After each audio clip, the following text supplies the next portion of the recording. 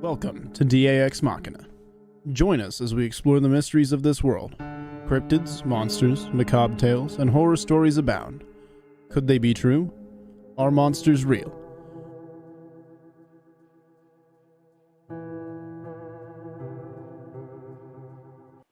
Good evening, folks, and thank you all for joining us on another edition of DAX Machina. We got a full house tonight. Robbie Rip Raines is here. He made it and survived his football game tonight, so he actually got here earlier than he expected. Then we got a legendary Doc sighting. You know, we usually only catch him in profile. He managed to survive the great blizzard of November in Colorado, and it drifted up to 6 inches. We almost lost Doc completely. Good one. And joining us in the house tonight, here. Joining us in the house tonight is Jeff Yarrington. Y'all know him. You've seen him on Woodwalkers a number of times, and you know him from Old Line Cryptids. And we'll give him a big warm welcome to the channel. He's going to be joining us tonight, talking about weirdness and Bigfoot and everything in between. So, boys, thank you guys for being here tonight. Good to be Pleasure to be here. Well, we're glad to have you, dude. Before we get started, I want to wish Roxanne Delgado a happy birthday. I think she's 21 and holding. Yeah, that's what we're going to go with. Happy 21, Roxanne. I tried to hold 21, but I lost hold of it a long time ago. So, yeah. Well, after this year, I'm going to try to hold 35 forever, Robbie. It's been a downward spiral ever since. I don't think birthdays should count if you had to work that day. So I worked most of my birthdays, so technically I've worked all of my birthdays.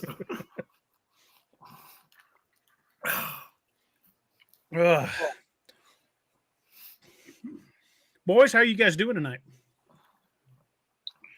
Defrosted. Yeah, I'm surprised that your internet didn't have to come in by dog sled, Doc. How much snow did you guys end up getting anyway? We got close to 3 foot out here, about 28 inches. It's that dry, powdery snow though. It's different. Yeah, some of it was, and some of it was wet and heavy to start out with, so that was awesome. Because that's what was sticking my dish up. That was the biggest, getting used to transferring.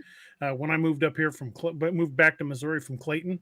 Down in New Mexico, all the snow we got, you could barely even make a snowball with it. It was so dry and powdery. It drifted. The wind would blow it all over the road.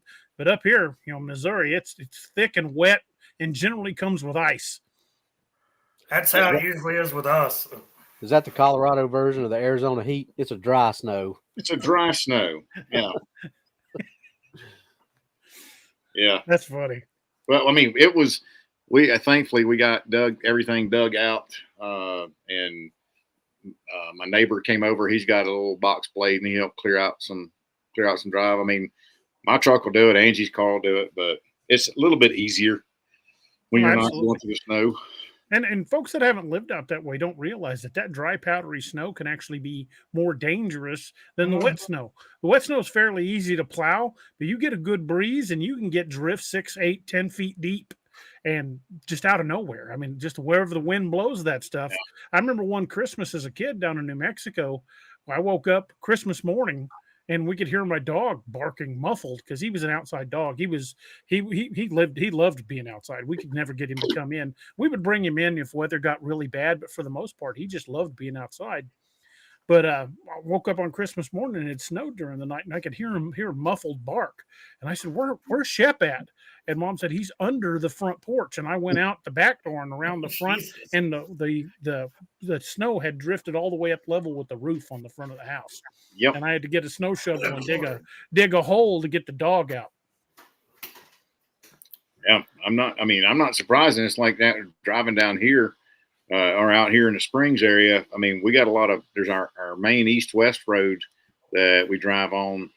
There's 2 of them kind of run parallel, but that north wind comes across and blows that snow across those roads, and it melts and refreezes, and then you got like a nice solid sheet of ice on top of that road. It's dangerous. That black ice is bad. Right. I mean, honestly, we have not. Today was the first day we got out of the house in 4 days. I don't blame you. They were saying, hey, if y'all don't have to be on the roads, don't. Yeah.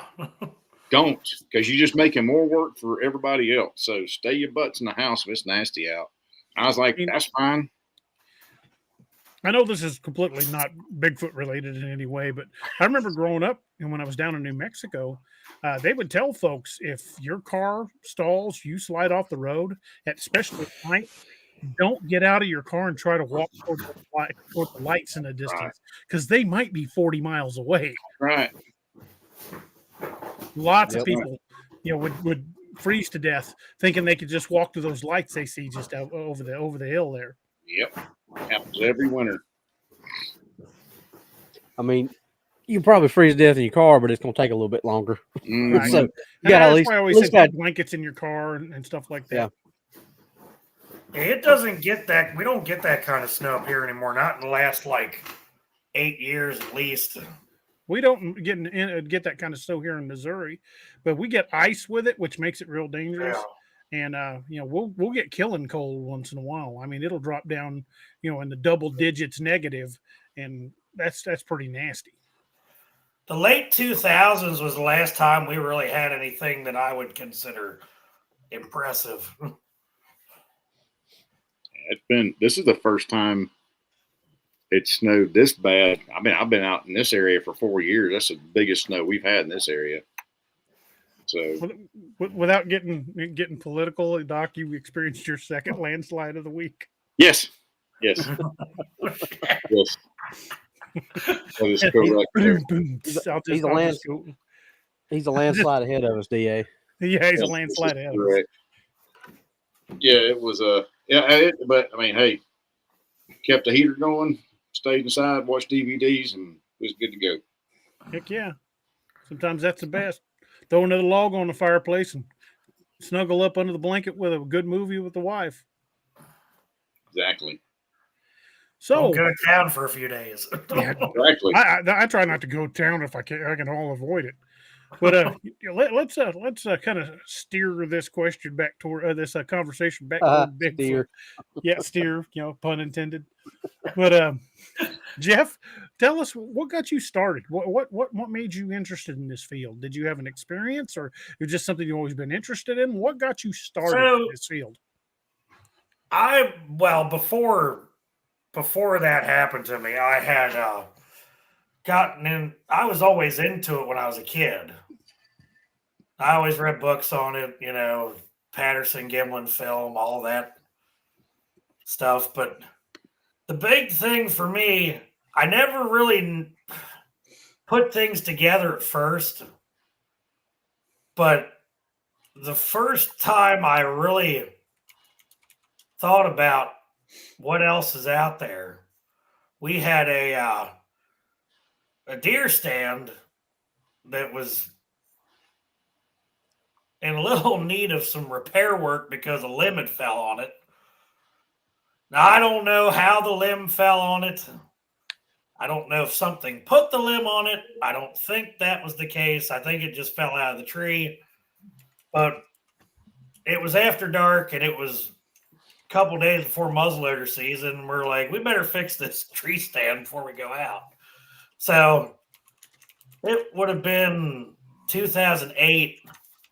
My buddy Josh and I went out to fix this stand, and it was after dark.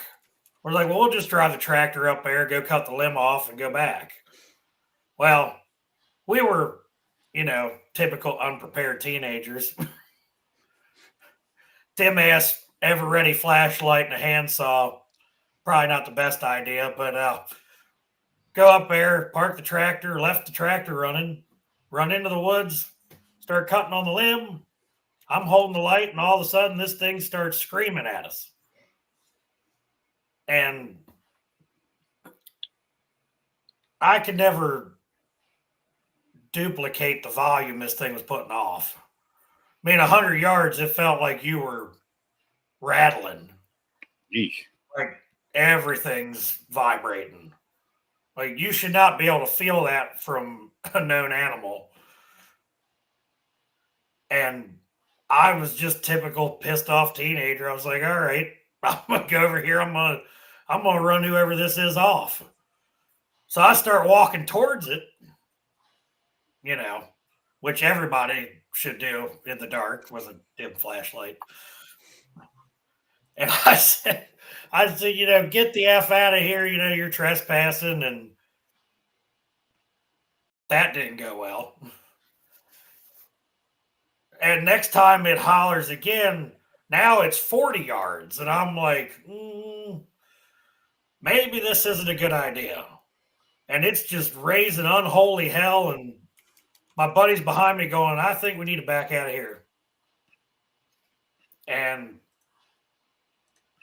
it did it again. And we went from backing out to holy shit, F this, and turned around, took off running. I think I threw the flashlight. I'm not sure where it ended up at, but I ran back to the tractor, got in the tractor, and I started taking off, and then I realized I forgot him. He's running behind me. He jumps on, yelling at me, going, "What the hell's wrong with you? You're going to kill us." Tractor not being the optimal getaway vehicle either. Well, Robbie, that was the first time I found out you could get a tractor to go airborne. That thing got a highway gear in it. It did that night. And the highway gear was never used to that extent again, I don't think. But a lot of people were wondering what was going on when they saw the lights go over the hill. I drove up the field and went to my grandfather's and power slid the tractor into the yard, which was probably everybody that saw it probably would have wondered what the hell was happening, but ran inside and shut the door, and he looks at us and goes, "What the hell's wrong with you?" And I said, "Well, something ran us out back there." And the only thing he said to me that night about that was, "Well, you remember those tracks I found, don't you?" He'd found footprints back in the 70s. How big did he say the footprints were? Probably 16, if I remember. It's still a good sized feller. Yeah. But that was in the late 70s, early 80s. This was in 08, so probably same group. I don't know. Well, if they're going through that area, it's kind of a theory that we've been working on. We don't think that they migrate long distances. Yeah. We think they have a range like a cougar or a bear. Yeah. So if they're in that area, they're probably going to keep coming to that area. So it's only certain times of year we get activity that I notice. Yeah, I'm noticing in some of the spots that we go to routinely, we only get activity in like fall through spring. Summertime, we almost get nothing. Yeah. Well, and who the hell's going into the woods when the bugs and the snakes are out anyway? So. Well, we did. But I've heard a lot of weird noises and stuff over the years that stuff prior to that I never thought about. And, it's just one of those things where after you start looking into it and paying attention, things start clicking. And there's a lot of stuff that I overlooked over the years that I went back and said, wait a minute. Yeah, and that's easy to do when you start looking at things with a greater understanding. Once you start realizing what some of these things mean, you're like looking back at past experiences, like, hey, wait a minute, that might not have been what I thought it was. That might have been something else. Hey, I want to take a quick second to say a quick hello to Steve Payton's daughter. Steve's watching the show. Steve's one of our moderators. His daughter Marilyn's watching tonight. So, hopefully we're attracting a younger generation of people to enjoy the show. So, hi Marilyn, how you doing?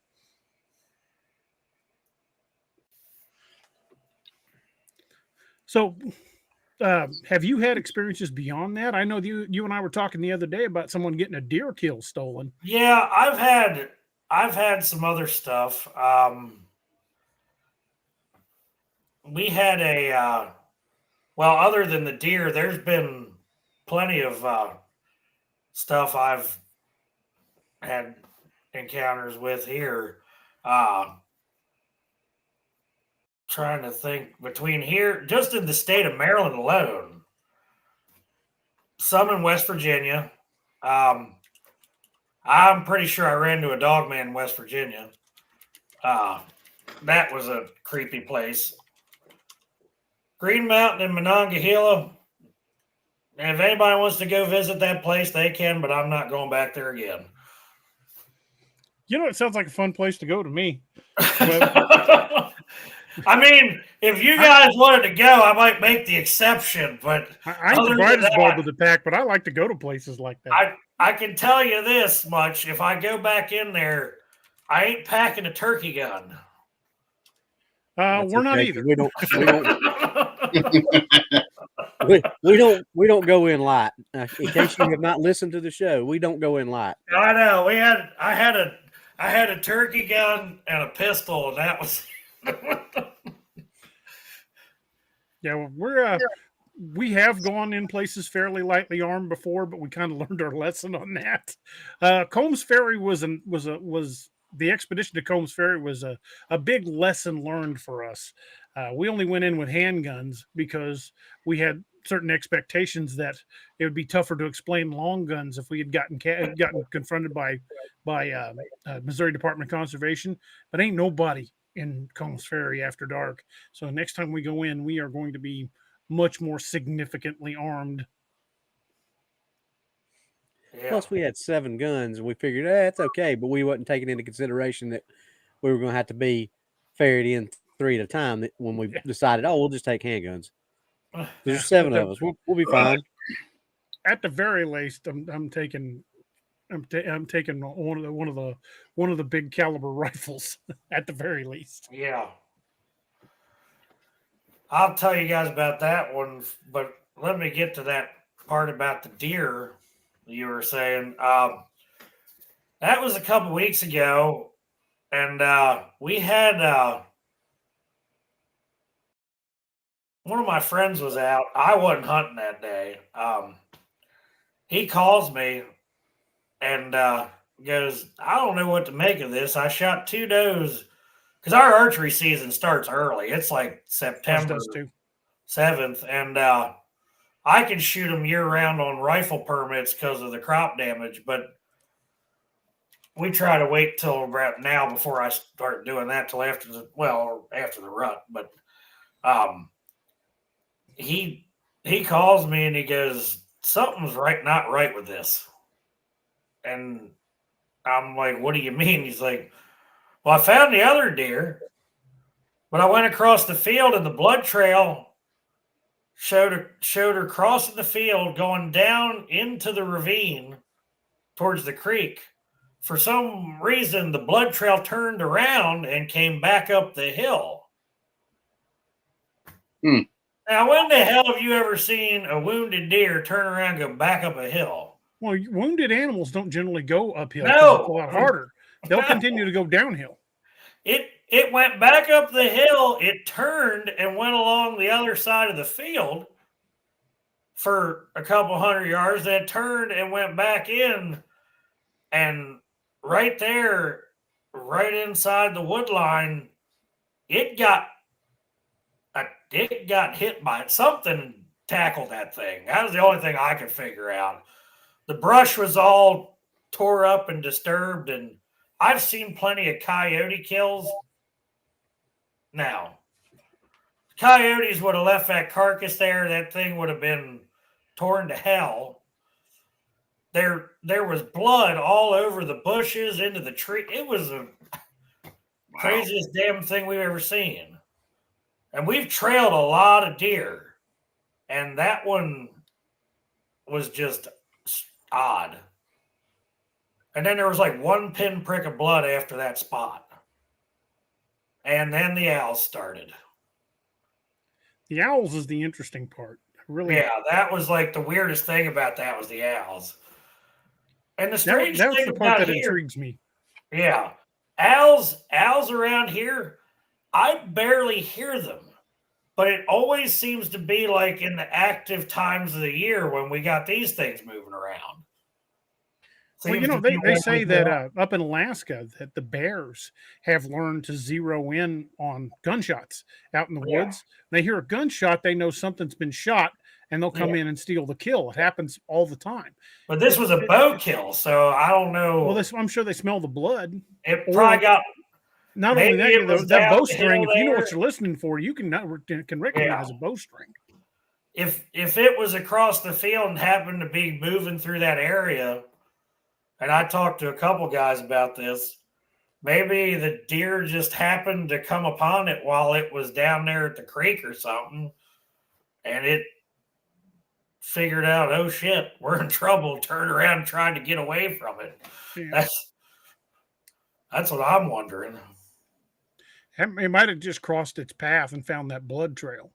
Yeah. Because the scent of blood, if you've got a good sense of smell, Yeah. I mean, look how many miles a wolf will track a blood trail.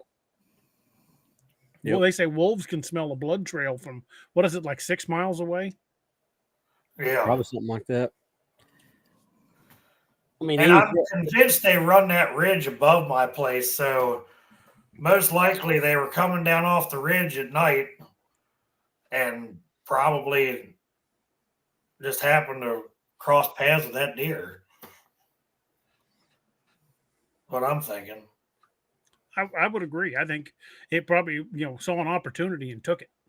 And those owl calls, you could always say maybe a mountain lion got my kill or maybe a black bear dragged it away, but you didn't find any drag marks.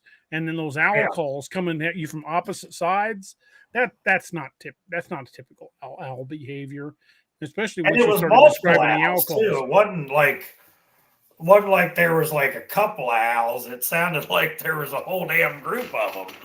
Well, and generally you can tell the difference. I mean, most owl calls have that little soft trill at the end of it. Yeah. But the owl calls that had always been suspected of were the ones that just ended abruptly, like the one Robbie had in LBL where it mimicked perfectly, and then the third time just went hoot. That was a baritone owl. There was a lot of closely related to the barn owl, but not quite. Barn owl hit puberty. Yeah. I mean, I've heard owl. I've heard them right here across my driveway in this little patch of woods that runs down my road. And I'm like, well, that doesn't sound like it's got a trail on it. That sounds a little strange. But there didn't seem like, some of them didn't seem like they had a trail that night. And that's one thing that I've always encouraged people that want to go out and do their own field investigations. And a lot of researchers don't do this, which is kind of a shame. But if you're going to be researching an area, you need to be familiar with the sounds that the animals that are supposed to be there make. Because if you don't know what a screech owl sounds like, or if you don't know what a fox sounds like, you're going to get the crap scared out of you and never know what that thing was. I had some guys wake me up at a camp one time, convinced we had Bigfoot up on the hill above us, and it was elk bugle. I'm like, you morons have never heard an elk bugle before? We had neighbors that didn't understand what a fox scream was, and they were calling the sheriff's department. And well, you get somebody that's born and raised in the city. They didn't grow up out in the country.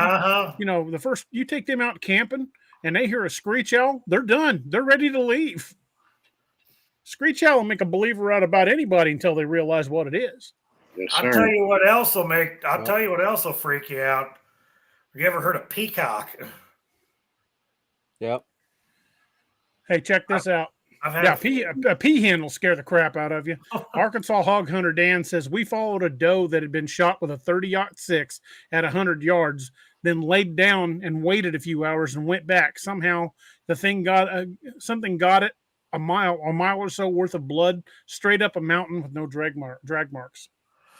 Ooh. Yeah, that ain't normal. No. Even a decent sized bow and a doe, an average sized doe, A mountain lion would have to drag it. A bear would have to drag it. They don't possess the hands to throw it over their shoulders. And when I was a kid, I used to be convinced that when I would shoot a deer and it went down in the halls and stuff, I thought it did it on purpose just to make it harder for me to drag its ass back out of there. But getting older, you realize they follow. Even humans will do that. If you're wounded, you will take the path of least resistance, and going downhill is much easier than going uphill, especially if you're wounded. Right. Yeah. Yep. I mean, we shot deer with 12 gauge slugs. That's what we grew up on because they wouldn't really let you use rifles. Now we're allowed to use straight walls, and I can shoot stuff on the permits with, bottleneck cartridges. But I've seen deer hit with a 12 gauge, blood all over the place. And then all of a sudden, it's like you just folded it up in a freaking tarp and carried it off. Yeah. And I know a lot of hunters that have stories like that. And most hunters, and I was the same way, most hunters just justify that with, I must have not hit it as good as I thought it was. It just quit bleeding. Something like that. But how often is that not the case? How often did something pick it up and carry it off? Exactly. Probably more often than we realize.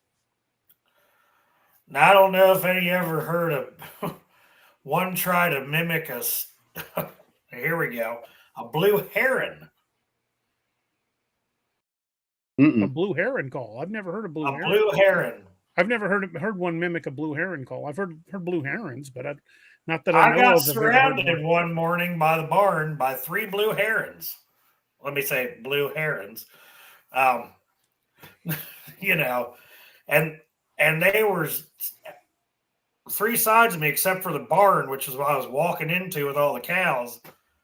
And they were right outside the manure pit.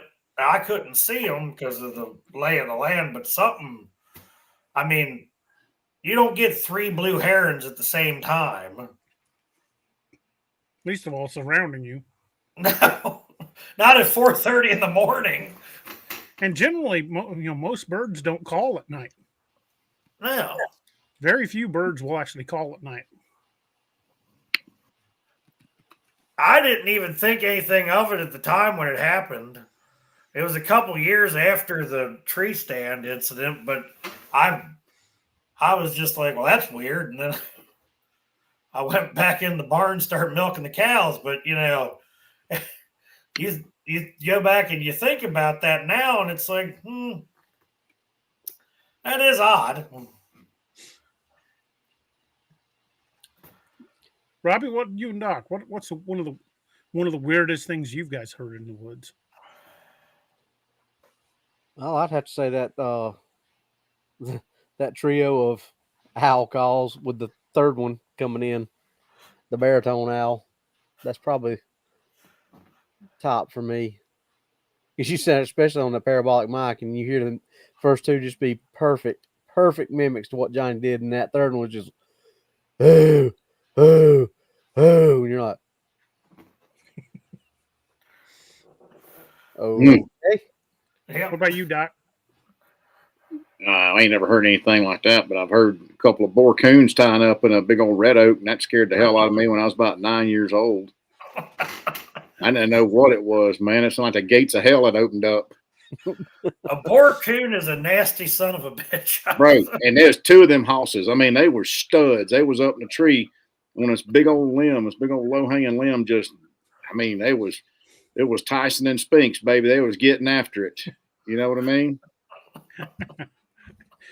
And the thought comes to mind, Lord, shoot this thing. Bro, you ain't lying. I mean, my brother Keith had a shotgun and a flashlight, and I was holding on to him for dear life, and we heard them things, and he was looking around, and he shot at a tree, and it's just a couple of coons.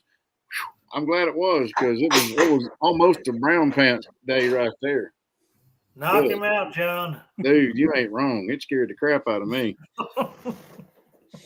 And we heard, I think the scariest thing I ever heard was with a kid was a panther. I was about 5, and we was back in the Pearl River Swamp down there in Picayune, Mississippi, and I heard that thing cut loose at night. It scared the ever living crap out of me too.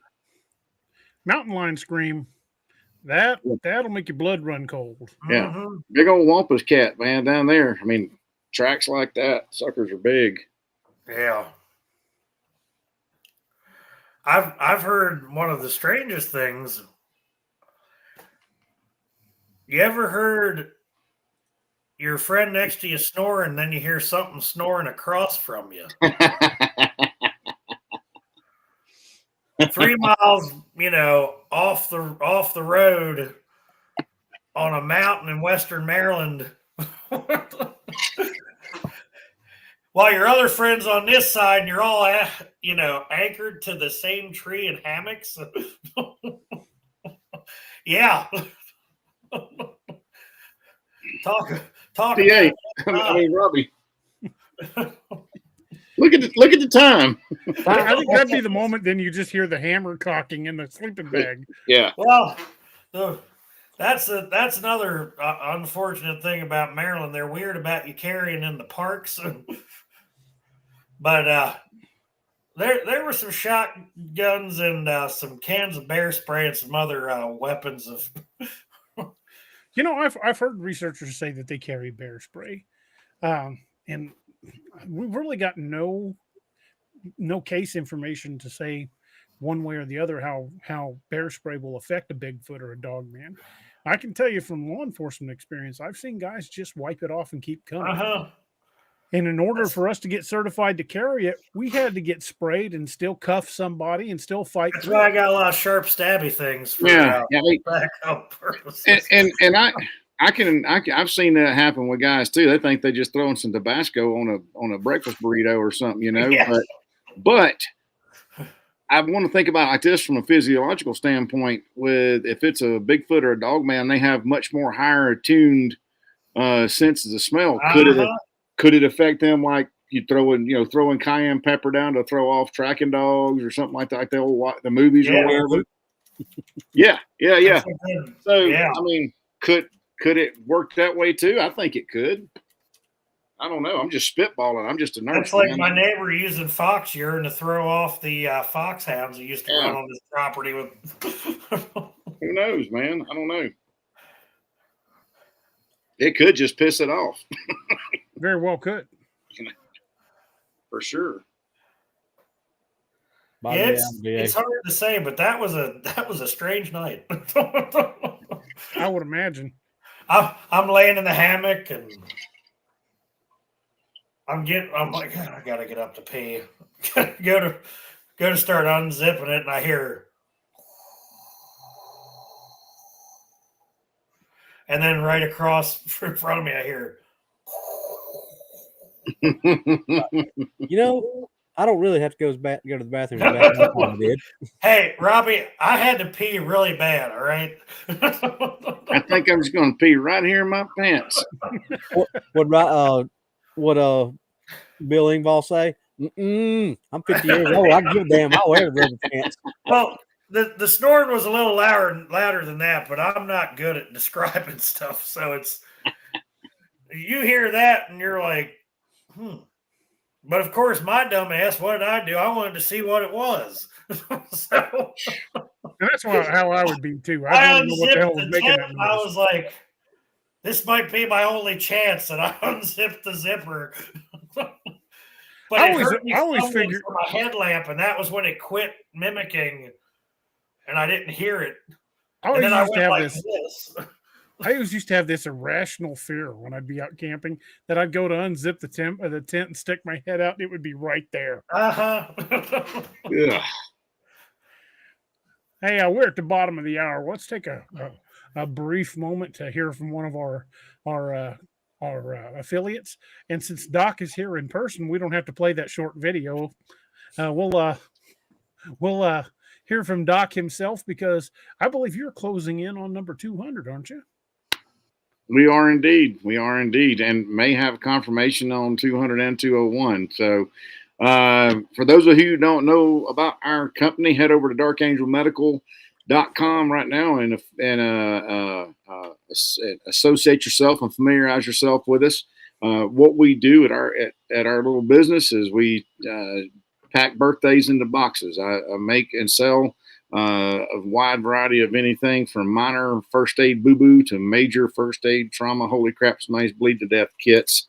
Something that will go anywhere from your European shoulder bag to your satchel or your backpack to your ankle to your car to your plate carrier to your belt. And the big reason we do all those different types of kits is we just want somebody to carry something. DA's been using my kits and his books for the last 12 years and has carried them. Robbie's carried them, and we believe in it. So not only do we provide you with the kits, we also provide you with the training. 2025 schedule is out, and it's up on the website. So head over there and get you a kit, get trained, and be the difference. And if you go to darkangelmedical.com, don't forget to use coupon code cryptid20 for 20% off your order.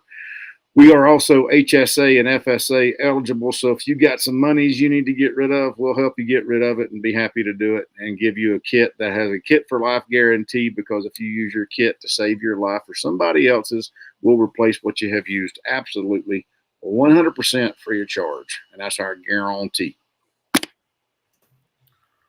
And that's all I got to say about that. One of those to my list. Anytime we go out in the woods as a group, the kits get distributed. I think when we went to Combs Ferry, I think there were at least 7 Dark Angel kits scattered among the group. Anywhere from 7 to 9. I can't remember what the exact number was, but that's what I'm talking about. And didn't have to use nary one. Thank God. That's the best part. Now, Doc, which one do you recommend for just an all-around kit? I can't remember which one it was. Oh man, probably the dark kit or the spear kit. That's kind of like our most popular bigger kits, and then smaller ones, the EDCs and the ankles, things like that. Faux show. Yeah, I'm gonna be looking into that here soon. Yeah, well, I can send you. DA can send you my contact info if you have any questions on anything. All right. Yep, I can send that to you. Not a problem. Yeah. Yep.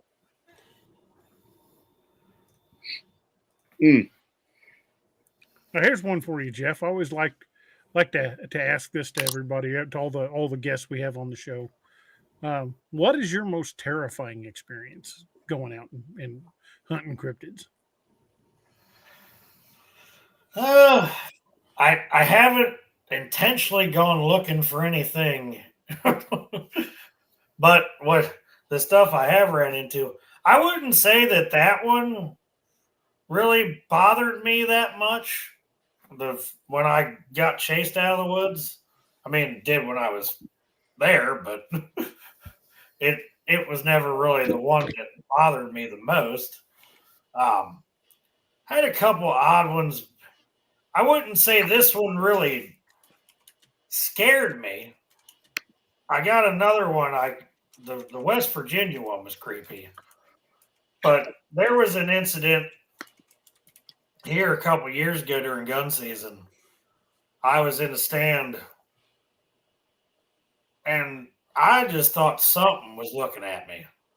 It was one of them things where, you're sitting there like Greg Housen mentioned before when I talked to him, you're sitting there and you're looking at somebody, you feel like somebody's looking at you. And when you look up, you look right to that same exact spot. I couldn't see it, but I knew something was there. And the way these things can camouflage themselves, I was like, I started talking to it. That sounds crazy, but I said, no, we're not doing this today. I said, I don't know what you're planning on doing, but it ain't going to work. And I set that rifle up on the railing and I flipped the safety off. Now, I wasn't carrying the one that I normally carried. I was testing out one for a friend of mine. Robbie would appreciate that one. It was a something along the eyes of a, A-R10 in a 450 Bushmaster variant. nice round. And I said, well, if anything's going to get its attention, it's going to be this. I'm glad I didn't have to use that damn thing. Yeah, I don't know that I want to be the guy to shoot one. No, I don't want to see what that contest is going to become down to, because I know I'm gonna do my best to walk away from that. But if there's more than one, that might not happen. I have a feeling that everything I'd be carrying would be empty, including my knife sheaths. Oh, that's definitely a fact. You're going to find me with everything, the slide block. Yeah, back with literally everything's going to everything, be expended, including the knives. and a pile of empty speed loaders. If I gotta throw one at something, you know. But it's one of those. And the weird thing was about that, the feeling just floated away as soon as I confronted it. Well, I think they fully understand what a firearm is. Yeah. I think once the firearm comes out, they realize you're done playing around. Now that doesn't mean that's going to happen every time. That might just piss one off and make it want to come in even harder. But for the most part, I mean, like you get close to deer season in Missouri, and you can raise a camera toward a deer and they will scatter. And they know when you're concentrating on them. They may not know what the hell that is, but they know you pointing something at them ain't good. Look at turkeys. I mean, you see turkeys the entire year until turkey season, and then they might as well be dinosaurs because they're extinct during turkey season. The deer haven't quite got the message over here yet this year. I don't know what's going on with that, but I'm still seeing a lot of deer around here too. But you get closer to rifle season, and they're going to get scarce. Robbie, I don't know if you ever noticed this, but you ever notice how a crow can tell if you got a gun? Yep. Yeah. And crows will. Other animals have learned to listen to crows because crows will sit over top of you and call, and you won't see nothing. When we used to crow hunt around the farm a lot, we'd drive up, and if you were driving past them, if you didn't stop or if you stopped, as long as you didn't stick something out the window, they'd just sit there. But as soon as you tried to shoot one, gone. Well, you slow vehicle down in Missouri and they're gone. Because I don't do this, but I know people that have done it. There are folks around here that will road hunt, and that it ain't legal, but it doesn't stop them. Well, most of the road belongs to me anyway, so it's not really. But those crows will sit along the edge of the field, and as soon as you stop, they just get up. I don't mess with them anymore because they do a good job of keeping the hawks away from my chickens most of the time. So, I think if you've got a chunk of land out near you, I think making friends with the crows is probably the way to go. Yeah. Start putting food out for them. Once because my son, he's been putting food out for the crows in our neighborhood. Because they come around a lot. He's been putting bread and all kinds of stuff out for them. They've been bringing us shiny rocks for like 2 years now, and I would guarantee if we walked out in the yard, well, I've seen it happen. I can go out in the yard and sit, and they will land within 20 feet of us and like check the ground to see if we throw anything out. But the neighbors come out and they're they don't care if we care anything for us. We don't mess with them. Yeah, they don't even bother me anymore since I stopped blasting at them. But I always leave stuff out for them. But the hawks, they do a pretty good job of running the hawks off. Well, people fail to understand just how smart they'll take care of the hawk. People don't really realize how smart corvids are. Yeah, crows, ravens, even blue jays and magpies are corvids. I tell you, I've seen a lot of blue jays this year, and blue jays haven't been around here in a while. Yeah, we get quite a few blue jays here in Missouri. That's a mean bird. For a long time, we didn't see them. Yeah, they are. I had one peck the crap out of me when I was a kid riding my bike too close to where their nest was at. And they probably stole that because they'll still nest too. They'll roll the eggs out and lay their own. Yeah, I think one of the creepiest places I ever went though was West Virginia.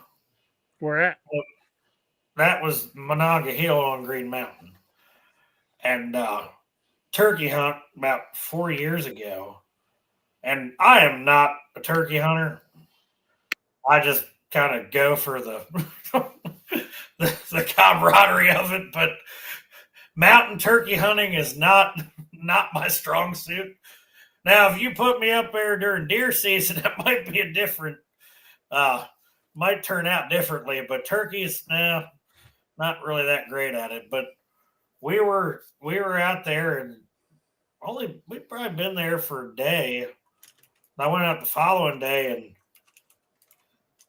it was one of those interesting weather situations where we went in on the Wednesday and it was snowing. We ended up leaving on Saturday and it's 75 degrees. That was one of the strangest weather patterns I've ever walked into. Well, we jokingly tell people here in Missouri that most places get 4 seasons in a year. We can get it in an afternoon. Yeah. We went up that mountain that morning, split up, and it was starting to get some rain. And this might have been the second day we hunted. I think it was the first day we hunted. I went up there. It's hard to remember because that whole week was creepy on that mountain. I never took the pistol off the entire time I was there. Did you have anything odd happen when you did that bear hunt? No.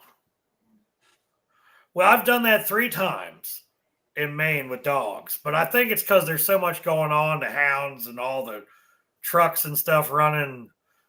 Whatever's around there is probably staying well away from that.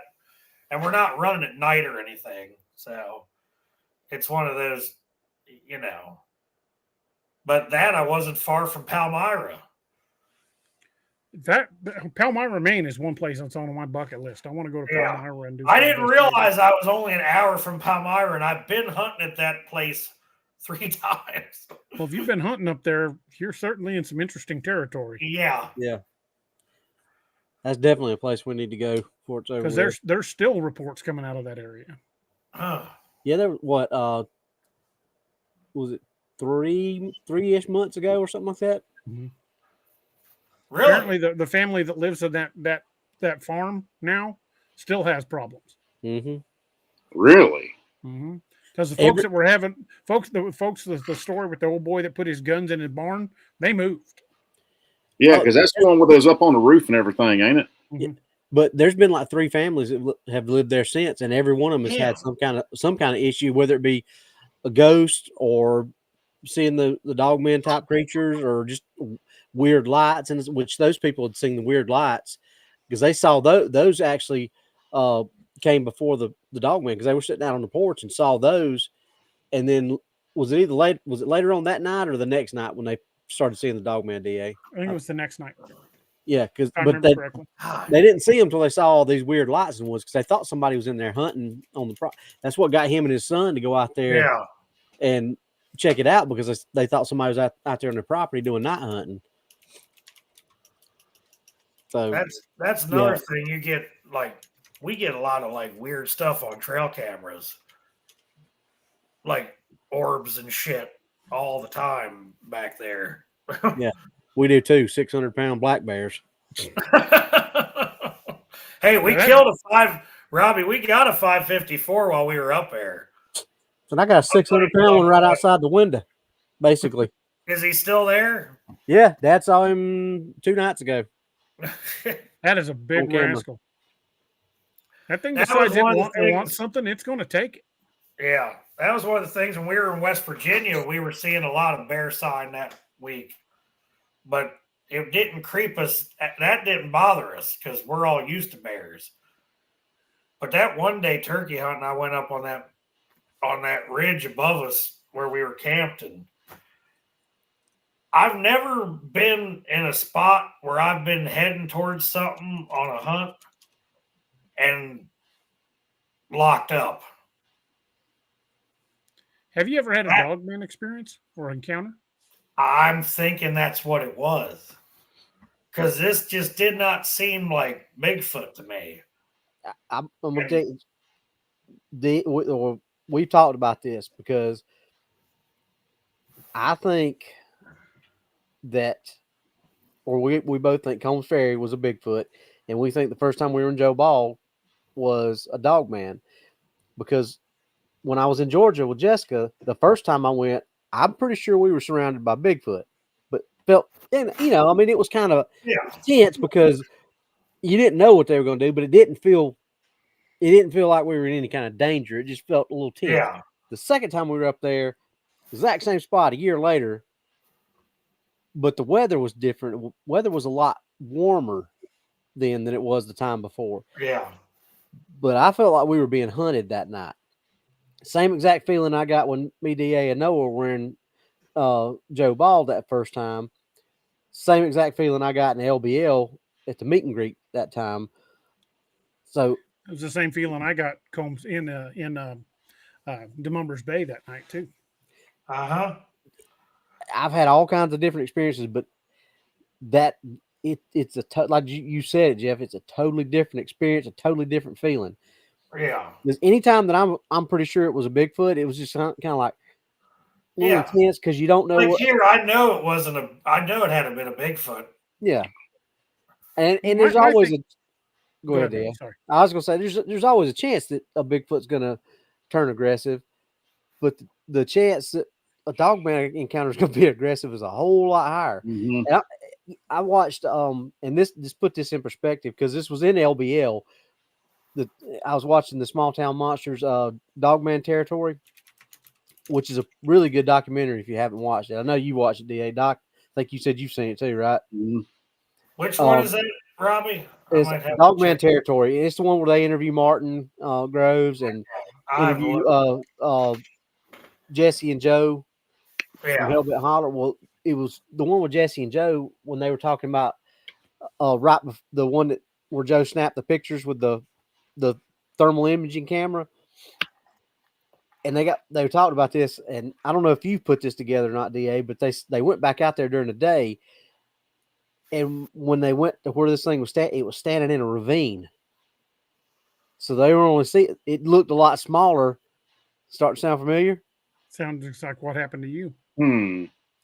And that night in Joe Bald, where we were seeing that eye shine was actually down in a small ravine.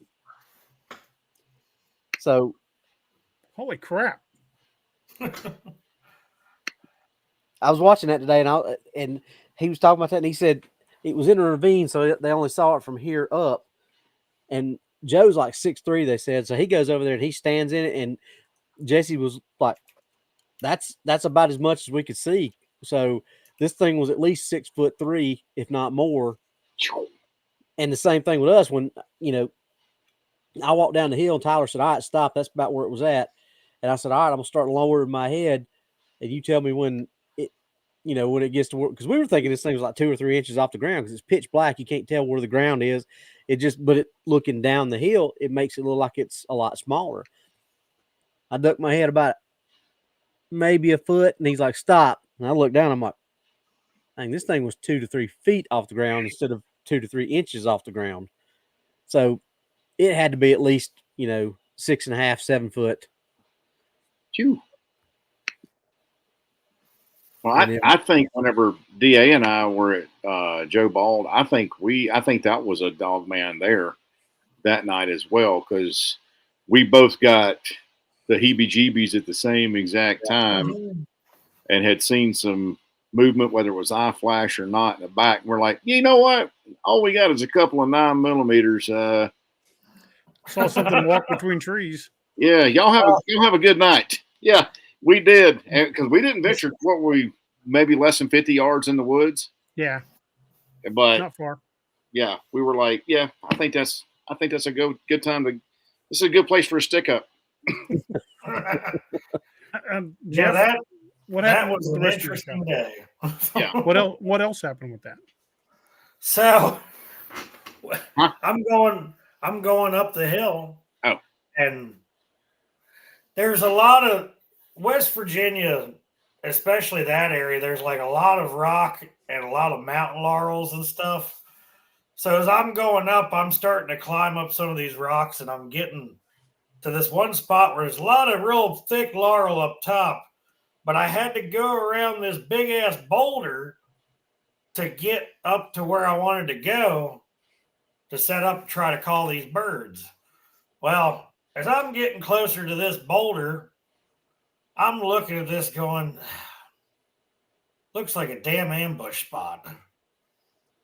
And about that time, the hair just stood up on my neck, and I'm like, I think we need to go. Mm-hmm. I tried to start inching towards it, like thinking, all right, I'm thinking too much into this, and I could not get myself to go any further. And I'm like, and I'm not somebody that generally backs down from something, especially when we're hunting. And now, and that was the other thing I forgot to tell you, DA. That night the owls started. My buddy Josh, who I've tracked deer with for years, he never gives up on shit. He said, I think we're good for tonight. We'll go get the other one. Yeah. That's generally a pretty good indicator. Right there. And he never does that. It's funny you said you felt like you were being drawn into an ambush, because that was definitely what was happening the night me and Robbie and Noah were down in Joe Bald. When we went back the next day in the daylight, we found the ambush point. Uh-huh. I couldn't make myself go past that spot. It was so bad to the point I was carrying I had my turkey gun, but then I had a 38 loaded with some solid rounds. And because I don't like to carry your typical stuff when I'm out in the woods like that for extended time. I don't blame you. I'd carry solid cores as well. Oh yeah, buffalo boar. Something that hits like a truck. Might be a 38, but that buffalo boar at that 38 is like a 357. That stuff is impressive. And I was backing up. I never do this. I took the safety off the 12 gauge, and I reached down and unstrapped my revolver. I was like, all right, something decides to come out of here. We're gonna find out how good I am with a turkey gun. I don't think you could bring one down with a turkey load. No, I think if you hit it with one of those Magnum mixed loads in the throat or something, maybe if you could hit an artery, but it'd have to be a damn good shot. Yeah. But I'll tell you though, a 12 gauge turkey load is a pretty powerful dose of lead if you get it in the right. Shoot in the ding ding.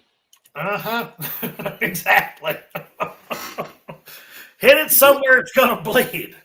That'd make me stop fighting whatever I was fighting.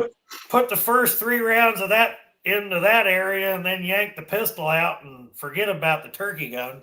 I'll be right back.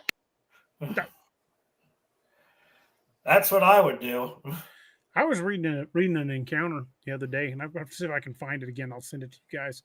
But I was reading it online on a website, and this lady lives in eastern Tennessee, and she said every night for like 3 weeks, she went, and her bedroom was on the second floor of the house. She would get ready to go to bed, and she'd see eyes in her window, and she said, I just thought it was an owl. And an owl? Yeah, an owl perched on the windowsill looking in her window. And one owl looking windowsills. Yeah, well, her husband went up there with his the low light function on his camera without turning the lights on, and could see the head and shoulders. Uh-huh. Now they don't sleep. Because With the everybody window knows that owls look in windows. That's one of the strangest things I've ever heard, an owl looking in the window. Yeah. Well, I knew something was up as soon as I read that part about an owl looking in the window. That's not fairly normal. Robbie knows this. Owls don't look in windows, do they, Robbie? One of them new winter owls. They're closer related to the baritone owl. That's a hell of an owl. So, Jeff, tell us a little bit about Old Line Cryptids and what got you guys started on that. So, what got us started was I never, up until January this year, I'd never even thought about even trying to go public about it. I kept it quiet for so long, except for Josh and a couple other people that know me, but I was watching Woodwalkers, started watching that probably back around November, December, and one day I was watching, and this one of Greg House's stories got me started on that. And I think it was the motorcycle, because that just reminded me of the volume of what we were dealing with that night. And that day I actually reached out to Spencer and I sent him a message, and I was just expecting, to get the usual runaround from, everybody else in the Bigfoot world. But damn if the next day that little bastard didn't call me. I was like, you're kidding me. He's like, no, you want to come on next weekend? I'm like, oh, well, all right. But that was how it got started. And then he had already been talking to Jerry. Jerry had been kind of into it for years. He had actually talked to Kerry Arnold several times. And Kerry had actually wanted Jerry to do some filming for him because that's what Jerry does for a living. But at the time, Jerry just couldn't swing it. And but that's how we all got together. And then when he was talking to Jerry, Jerry's like, well, where is he?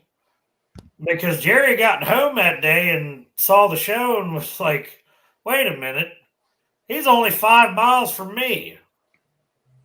So yeah, we grew up. I mean, I'm 35, he's 57, but we lived right here the whole time. And I mean, his cousins worked for my neighbor that we bought this place from, because I grew up on the other farm, and that was how we ended up getting together. And Jerry knows a lot of the same people I know in the tractor pulling circuit. I know a lot of them guys. So that was how Old Line started. I mean, started in Mason-Dixon, but we had to change it due to some unforeseen circumstances with our first host. But co-host, but we switched it over, and now we're here. Well, we've been posting the link in the chat. Y'all check out that. Check out Old Line Cryptids. Give them a subscribe. Subscribe don't cost you anything, so just click on that link and click on the subscribe button. Let them know we sent you. I tell you, more stuff. Thank you, DA. More stuff is coming out. I mean, it's kind of hit or miss right now of us trying to get locals on. People have talked to us, but they're still a little on the fence about it. We've had a couple locals on, but I tell you, there are some local dogman reports. That was another thing I wanted to get into, is there are a few of them. And the one is in a very popular spot that I have trap fished on several occasions since I was a teenager. And now I look at that place a little differently when I go fishing. Could you tell us some of those encounter stories?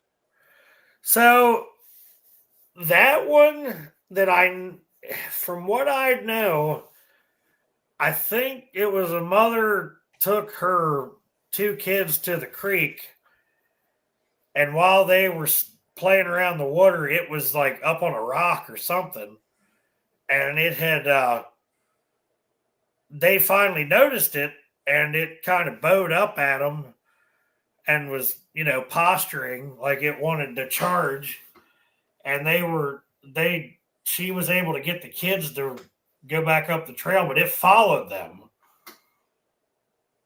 from what I know.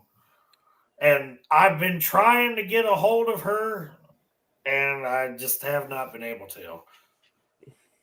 Now there is one in the in a trailer park about, I don't know, 20 minutes from here. I'm working on that one. One of our guests we had a while back, Elaine, who's a local, she actually knows that woman. She's trying to get her to talk, but it's like you have to hold people's feet to the fire to get anything out of them. I've taken a lot of encounter stories over the years from people that said, "I'll tell you this story, but don't mention my name." Yeah. They don't want to come forward, but they'll tell you their story, and then sometimes they'll just say, "I don't want to talk about it." And as far as the dogman goes, I've got at least one other one I know of that she actually drove past one in the dark. She couldn't really see it too well, but the vibe it was putting off, she said it spoke to her. Really? Yeah. That one was that one was weird. What did it say? I see you. Yeah. Oh, hell no. Oh, hell, exactly. So anyway, I started blasting. Yeah.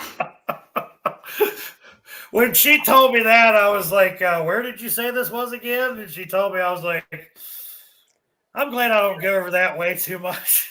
Looks like I took the wrong day to stop sniffing glue.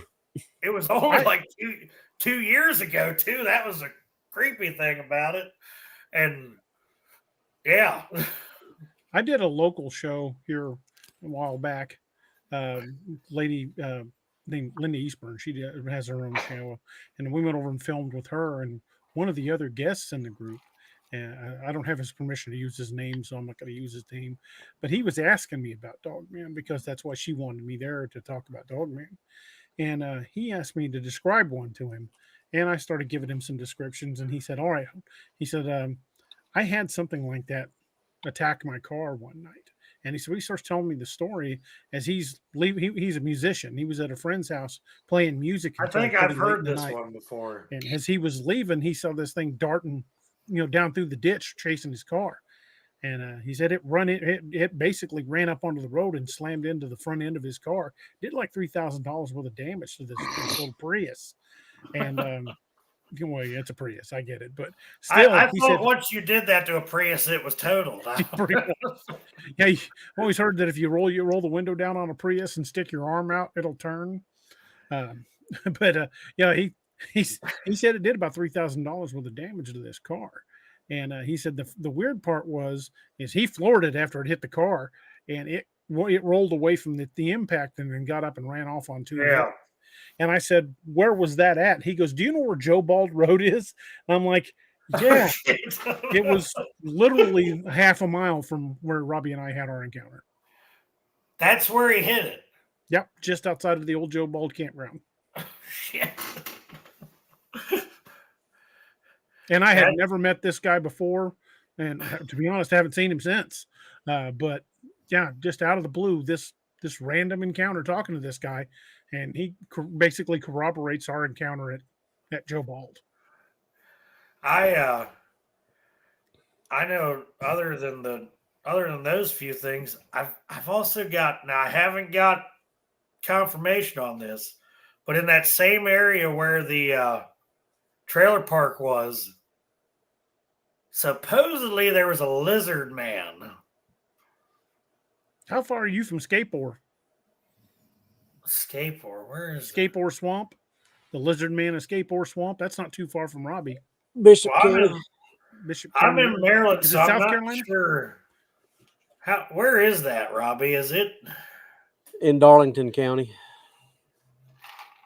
I was going to This say is- it's a good way away from us. It's kind of Darlington, Bishopville, Lee County, all those 3 counties, right? Skateboard goes into all of them. Maryland's a pretty long jump from that. Well, Skateboard's got stories of lizard men near Fort Bragg. Near Fort Bragg, there are stories of lizard men, and then there are stories of lizard men up in what they call. I'm trying to remember the name of it. It's a triangle up in Massachusetts. It's like the Bennington Triangle or something like that. Sounds about right. But there are lizard man stories from up there too. And I've even heard lizard man stories down in southern Texas. So those kind of sightings kind of freak me out because I'm not prepared to run into one of them things. Well, Doc, I forgot to tell you this before we started the show, but I've heard you guys talk about Edgewood Arsenal before. I'm less than a half an hour from there. My ex-wife's family actually lives right there. That's pretty cool. Yeah. That's very cool, actually. And Aberdeen Proving Ground, which probably has one of the highest concentrations of Bigfoot sightings in the county. It's right there. I knew a guy that was stationed at Aberdeen, and yeah, he had. Did he ever say anything about seeing anything there? The only thing he told me about was Bigfoot sightings. There were at least 4 other guys in his unit that had one in the same area. That saw in the same area. Really? Yeah, he That's said that. Interesting. He said that their barracks was kind of on the back side of the post, and they would go out back to smoke.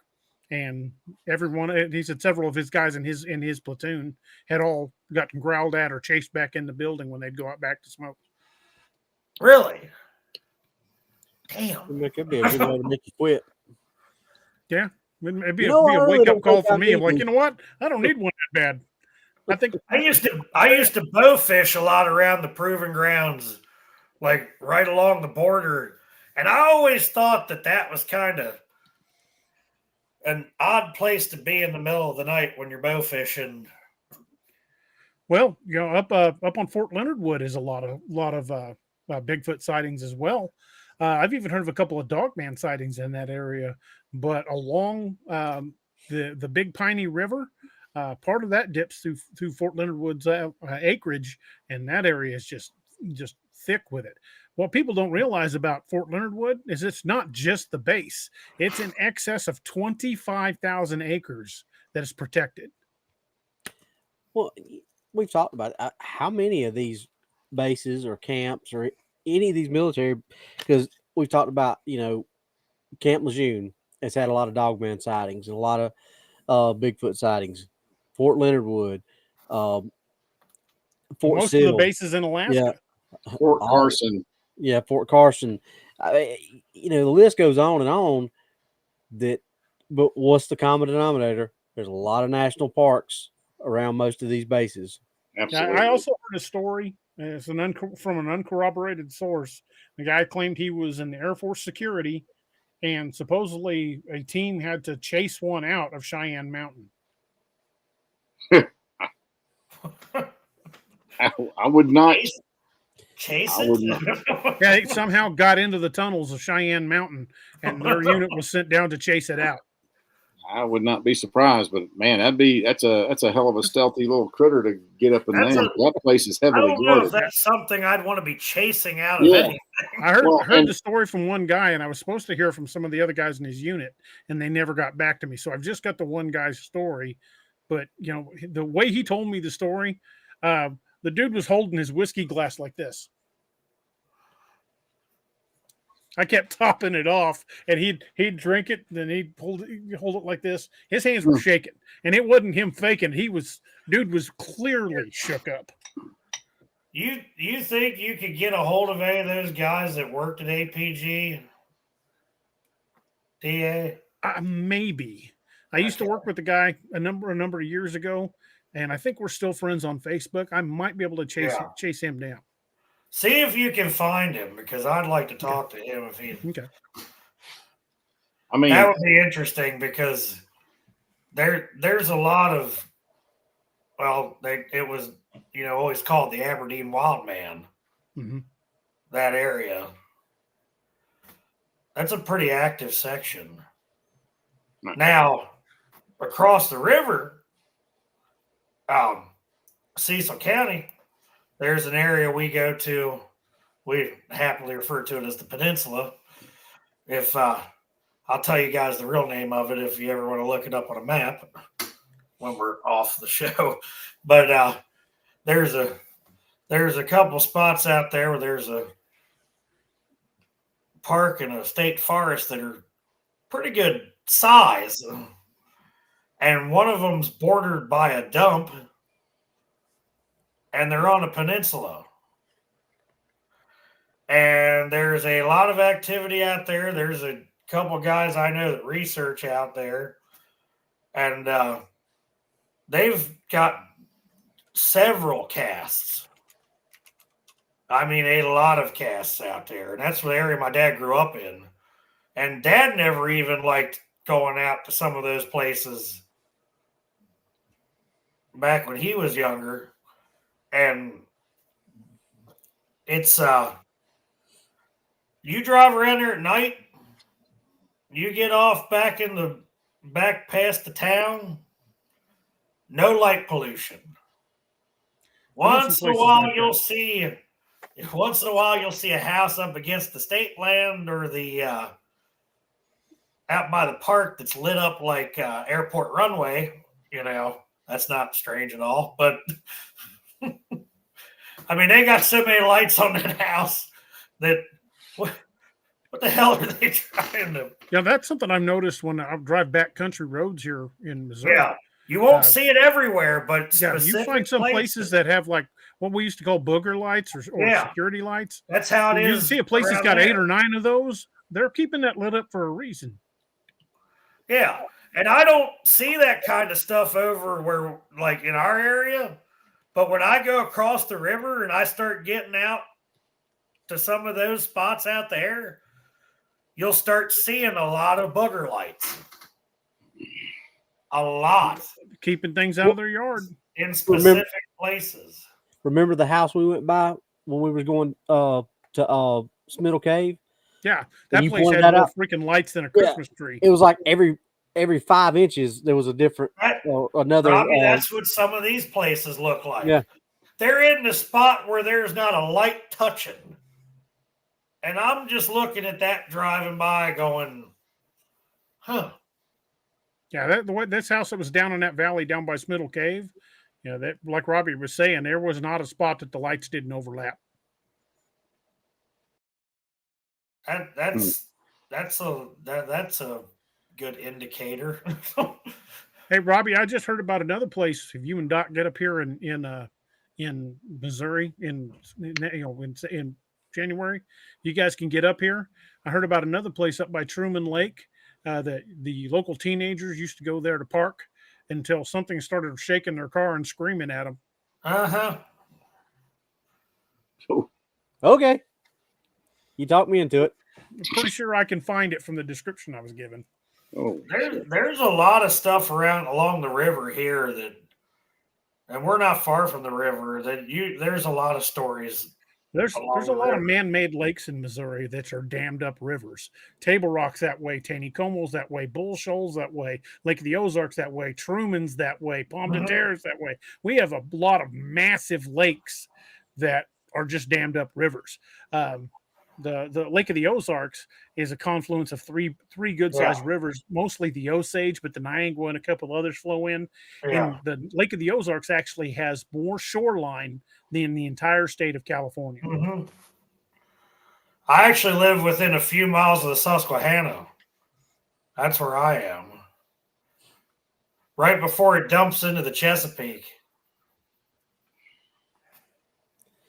I'm right there.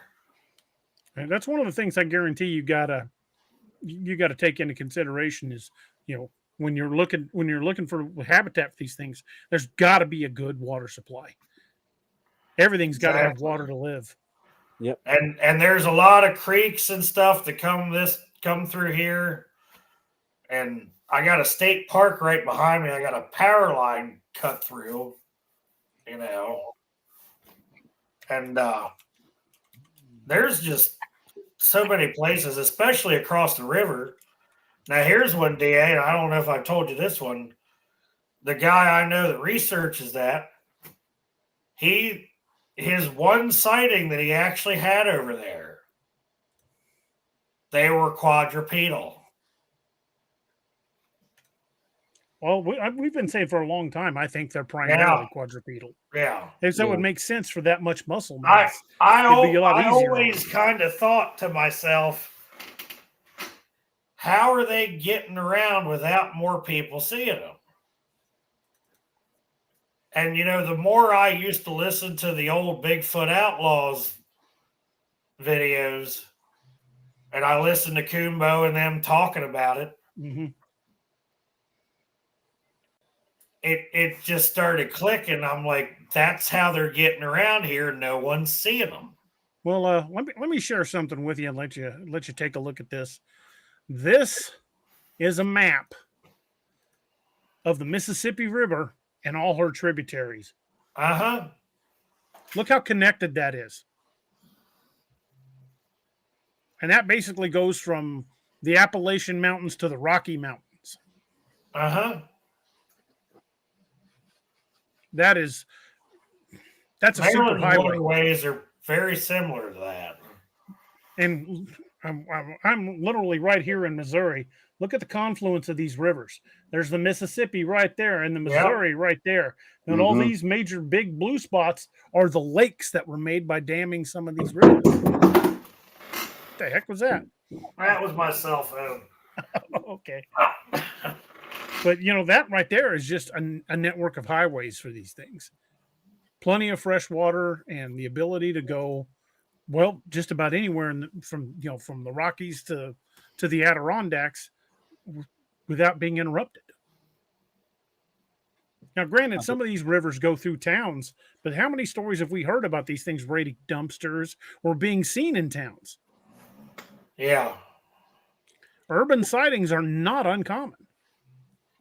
But if they are moving on all fours like we talked about, they're probably seen more times, because we talked about this the other night, DA. People see stuff like this, especially people who are just 100% against these creatures existing, and they see something like that. What do they automatically say in their head? Bear. So how many times are they probably seen that never get reported because somebody's like, oh, I saw a bear. And most people are just like, oh, cool. And they talk about it. It was over here and it was on all fours. How many of those sightings are maybe actually Bigfoot on all fours? Because you think about it, we really don't look into every bear sighting to see if there's any correlation with. That was exactly what I was going to say. Because we only look at the upright. Yeah. It was upright and was walking, because that's what, just like they're conditioned to see something on all fours and think, oh, that's just a bear. We're also conditioned to only look for things that are upright. We don't think about the missing identity or misidentification goes both ways, is what I'm saying. Well, Robbie, for the last few years, bears have finally been migrating into this area more, and they didn't used to be here. Well, every time somebody would see one walk across a field or something, they'd say, oh, what's that Rottweilers, whatever, doing out there walking across that pasture? And we were, funny story, my ex-wife and I were driving past one of the neighbors' cornfields, and I looked out there, and about the same time she did, and she goes, what's that lab doing? And I looked over and I said, well, first of all, that's a black bear. Second of all, it don't even have a tail except for the little nubs. Where the hell are you thinking that's a tail?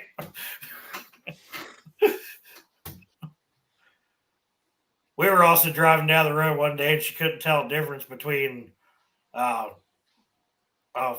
flock of crows and a bunch of groundhogs, but we won't get into that. So I'm starting to think she might need better glasses, but but that's the thing. Like, so many people see bears around here now. We got more bears around here than we've ever had. We've got a ton here anymore now. They released a bunch of them. A lot of them around here, and I'm almost wondering if now with the influx of bears coming in, if people are seeing it and they're just not, it's just not registering. Unless it's one of the guys, that I grew up with that bear hunted that knew what a bear looks like, that saw it.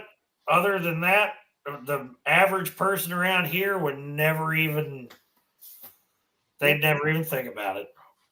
We've got a lot of bears around here, and it didn't even start until the last 20 years or so. They released a bunch in northern Arkansas, and the populations just exploded, and now we're seeing them up here all the time.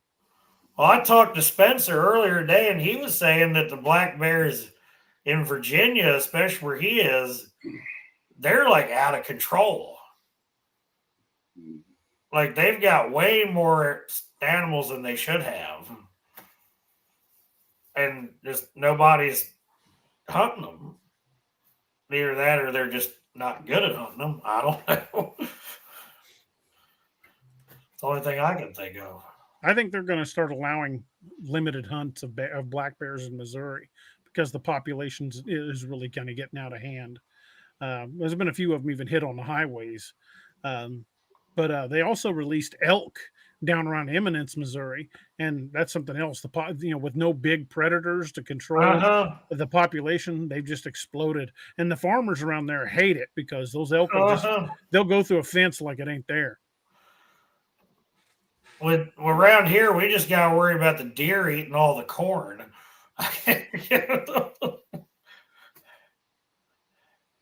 I'll be right back, guys. I got to step across the hall.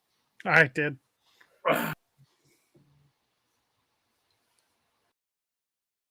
Yes, Lyle, he was back about 2 days ago, or as of 2 days ago. Dad saw him on the trail cam 2 nights ago. Antonio Vasquez says, DA, we need homemade moonshine liquid, my friend. I know a couple guys that make some. I'm going to put out some feelers to some folks and see if I can't get a mason jar or 6. Ooh, Steve Patton says like the marshmallow stuff. That marshmallow stuff is good, dangerously good. Steve Patton says bear season in Missouri is from October 21st to October 30th. I didn't even realize they had actually made a season for it now. Yeah, the population has exploded. I don't know that I would want to go bear hunting because I don't really want to eat it. I've had black bear before. Not my favorite thing to eat. Mm-mm. It's really greasy. And the thing about getting a bear is bear meat is actually worse for trichinosis than hog meat. So you've got to make sure you cook it thoroughly. Mm-hmm. Now, there's no eating a rare bear steak because you will not like the outcome of that. The old rare bear. Closely related to the Care Bear. Mm-mm. Wyatt says they've had bears on camera there in Harrison. So, yeah, there have been bears on Ring doorbell cameras here in Springfield.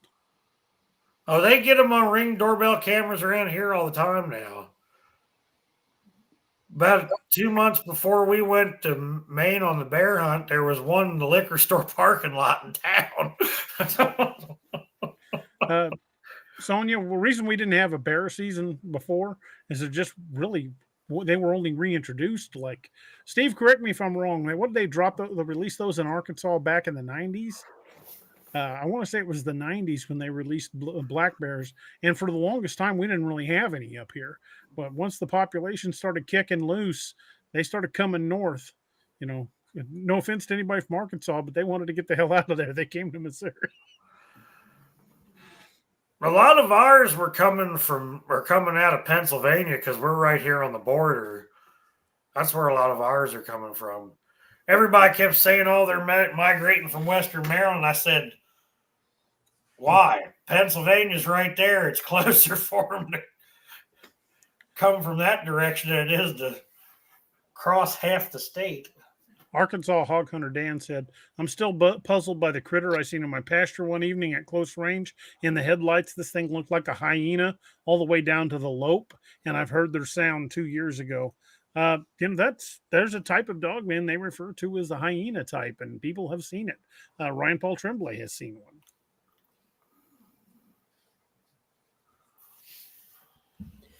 one. But there actually have been actual real hyenas in the United States too, though. Yeah, back during the megafauna days. Mm-hmm. Well, No, I'm talking about recent times. Really?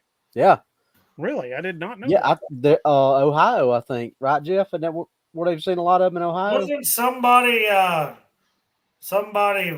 they must have lost them out of I don't know, like a defunct zoo, or somebody's probably keeping them or something. That's what I'm thinking, maybe. I'm assuming that's probably where they came from, but Wasn't there someone hunting recently, either out around Oklahoma or somewhere out there, that saw a tiger? Well, Yeah, that's the old Tiger King's sanctuary was down in southeastern Oklahoma, and supposedly several of those escaped. Yeah. Do you know that there's actually been some reports of tigers actually being in Alaska now? They think some Siberian tigers at some point have kind of migrated into Alaska. I think that's a terrifying thought. 2016 was when the photo was supposedly taken, and they posted it in 2017.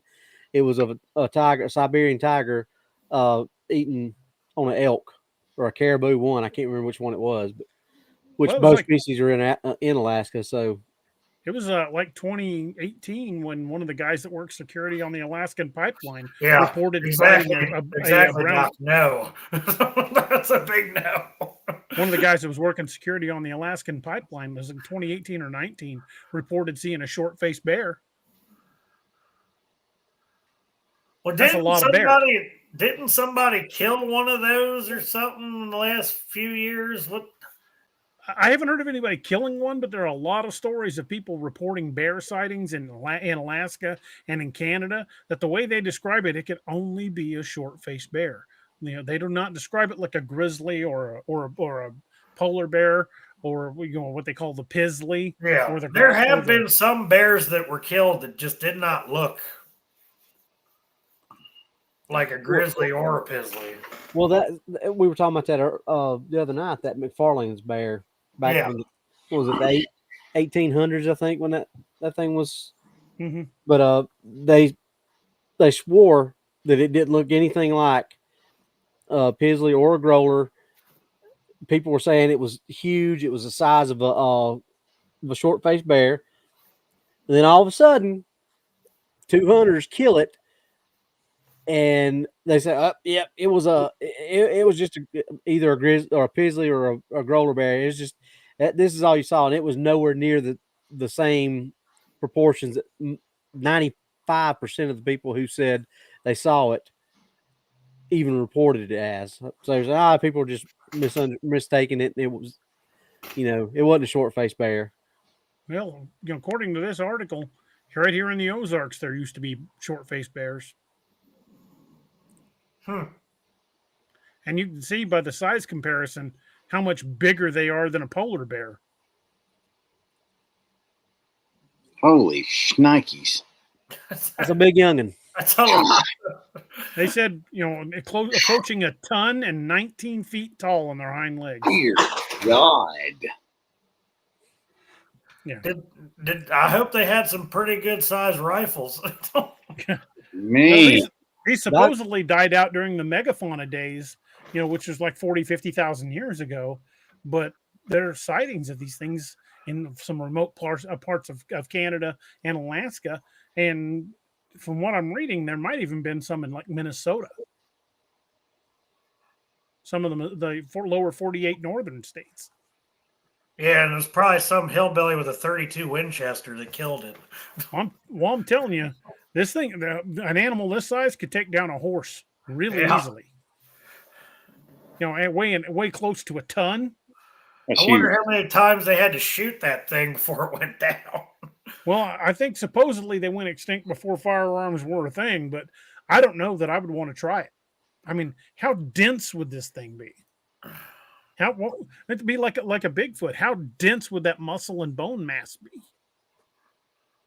Lyle Thompson says, "Where would you aim on a short faced bear?" I would aim for the knee of the nearest guy.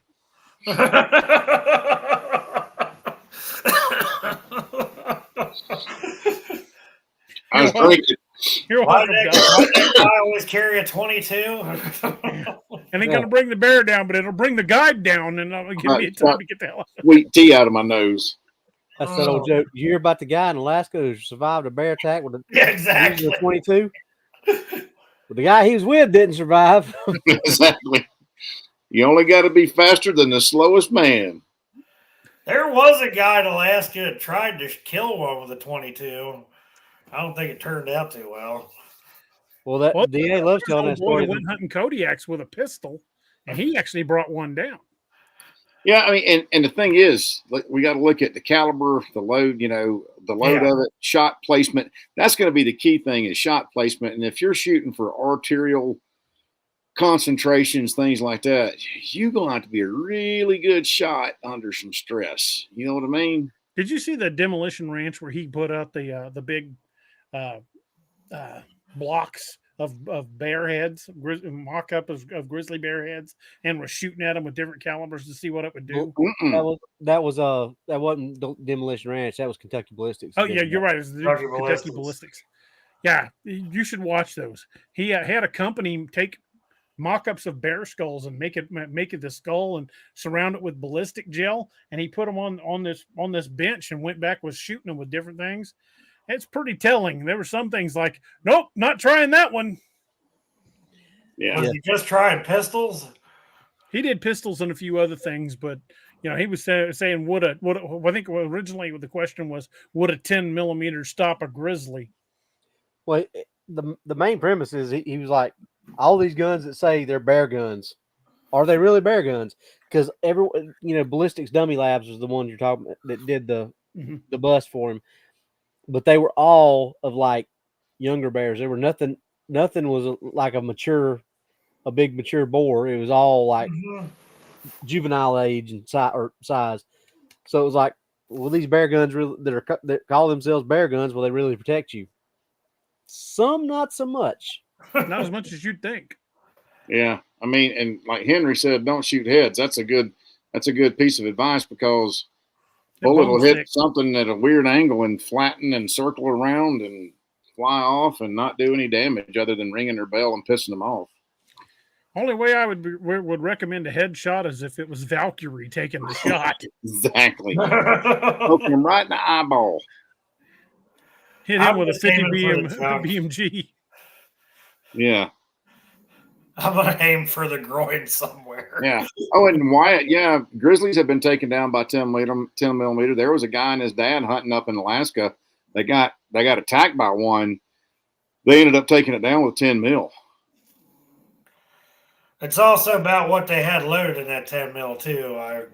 Right. I mean, if you're shooting like Underwood ammo or buffalo boar, some of that hot stuff, yeah, absolutely. Hey, that one guy in Alaska took one with a 9 millimeter of buffalo boar. It ain't no joke, man. He killed a bear buffalo boar out of a 9 mil. Every major game animal on the face of North America has been brought down with a 22. I'm not saying how many rounds it took, but there's been someone somewhere has brought one down with a 22. Well, I mean, I watched one of the hunting shows I used to watch. The guy was stalk hunting Kodiak with a recurve bow and took one down with a recurve. I'm gonna go with a no on that one. Well, he did it, and you know how close you got to get stalk hunting. Recurve, pretty damn close. Yeah, way too close, but he did it. I'm like, you man, dude. They didn't have to thump it with a rifle when it turned around and tried to come at you, did they? Yeah, if you're going out there with a small caliber, If you're going out to hunt a bear with a small caliber, like anything 9mm or smaller, or a 38, you should go ahead and file that front sight off so you don't chip a tooth when you put it in your mouth. Yeah. Do you really care at that point though, if you chip a tooth or not? No, not really. Yeah, I mean, my backcountry pistol's a 10 mil Buffalo with Underwood ammo. I'm shooting a 200 grain bullet, moving 1,300 feet per second ish. So that's hitting like a 41 mag. I got to look at the ballistics on that 38, but that buffalo boar is doing some impressive stuff. Oh, they do. They do. It's over like 1,100 or something out of that little bastard. Oh yeah, it's cooking. I'm going to get some hard casts from my 1911 and my 357 to carry whenever we go out in the field. I've tested some of the loads out of that buffalo boar in that 38 because that's like my favorite one to carry, and I'm a little limited on pistols at the moment due to Maryland and their stupidity, but we won't play long guns. But that 38 with those buffalo boars, it's impressive the recoil that thing puts off with them. Mm-hmm. Them little fellas in there. But buffalo boar pressure test their stuff to some pretty high tolerances. Mm-hmm. Mm. You shoot any of that through your pistols, Doc? I have shot. Actually, I've got a box of Underwood 45 Colts, shooting a 250 grain bullet at 1,400 feet per second with 1,100 foot-pounds of energy.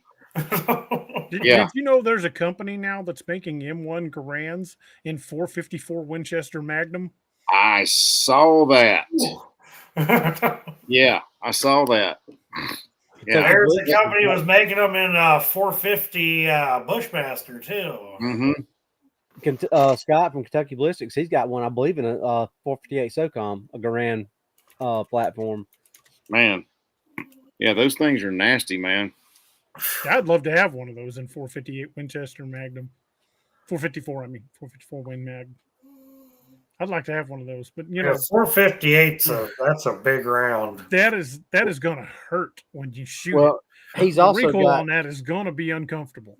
He's also got it's called the Cyclops, a 458 Derringer single shot that he fires one-handed. I had a family friend here recently that got one of the 500 Magnums, and he was like, "Hey, you want to shoot this?" And I was like, "Sure." We shooting light loads. He's like, "Well, I ran out of those. All I got left are the 700 grain hard cast or whatever the big bastards." And I was like, "Yeah, now." Well, I mean, you know, we got to think. Scott shoots that freaking 4-bore against his shoulder too. I mean, that's like shoulder fired artillery. Nah, I'm good. Arkansas Hog Hunter says the term for that is she kills on both ends. After seeing what happened with that 50 cal mishap, I'm a little hesitant to mess with anything on that spectrum. If those short-faced bears are out there, I'm going to have to fall back on the Margolin quote, always pack for dragons. Flamethrower. Yeah. Holy. Have you guys ever heard any of the samurai chatter? I would have to have Noah here to tell you exactly what he heard. Because he heard it on the parabolic mic, but we could hear something that sounded like it was talking in Combs Ferry, but we couldn't make it out. It was so distant. But Noah was listening to it on the parabolic, and he said it almost sounded like gibberish over a radio. Well, that was another thing that I just thought about. Was about one night Josh was hunting by himself, and it was during archery, and he was getting back to his truck, taking all of his scent-free stuff off, putting everything back in his boxes, and he was half undressed standing next to the truck, and he said something started jabbering in the woods next to the pickup. And I was like, well, what'd you do? He's like, I stepped into the truck half closed and half of my clothes on, drove up to your barn. That's what I did. He didn't tell me about it for a couple months. Holy shit. As Cam would say, they was speaking Ghibli.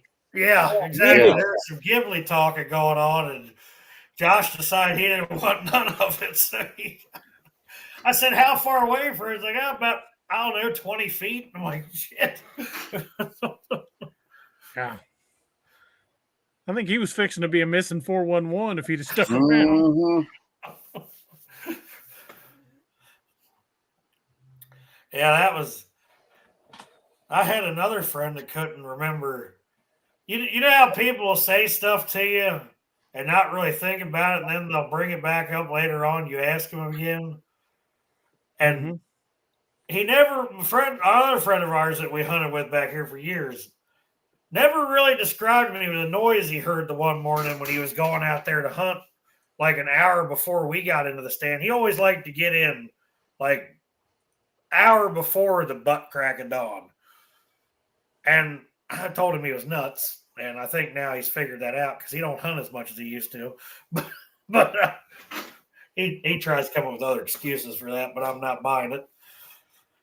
He said that morning he heard whoops going into the stand. He was describing them as he was sitting down there getting out of his truck, and I said, tell me exactly what you heard again. And he did it for me, and I was like, you do know what that is, don't you? He's like, there's no way. I'm like, well, you keep telling yourself that. Play the get him over to the house sometime and play the Sierra sounds for him. Yeah, exactly. I played that for Josh one time. He stopped listening to it.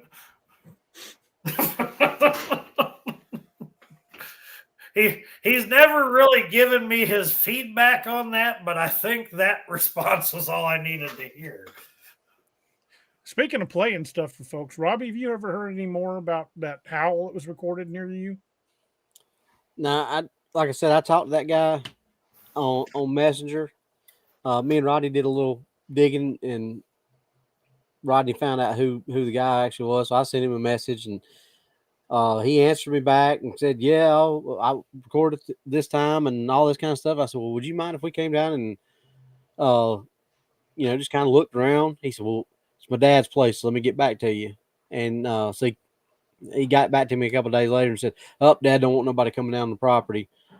And I said, "Okay, well, that's cool." I said, "Well, is there any of your neighbors down there that I might talk to? Maybe come down." And I never heard another word. I've sent him a couple of messages since then, and he just kind of went. That howl was terrifying. I really wish you could get in there to investigate. Yeah, me too. And like I said, me and Johnny went up to my dad's house, which is not far from there. I mean, it's not there, obviously, but I would love to have gotten right where it's at, because I really would like to go in there and look around and see if I could find some sign or footprints or anything. I wouldn't have my Noah Robbie Wrangler with me, but Yeah. So what did that scream sound like? Yeah, you want to hear it? Yeah. Okay. I don't think I've heard it. All right. Here we go. Get your speakers turned up a little bit. Yeah. Okay. Here you go.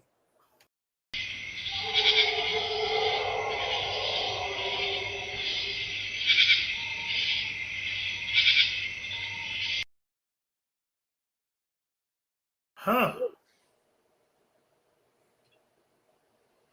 Well, that. That's our reaction too.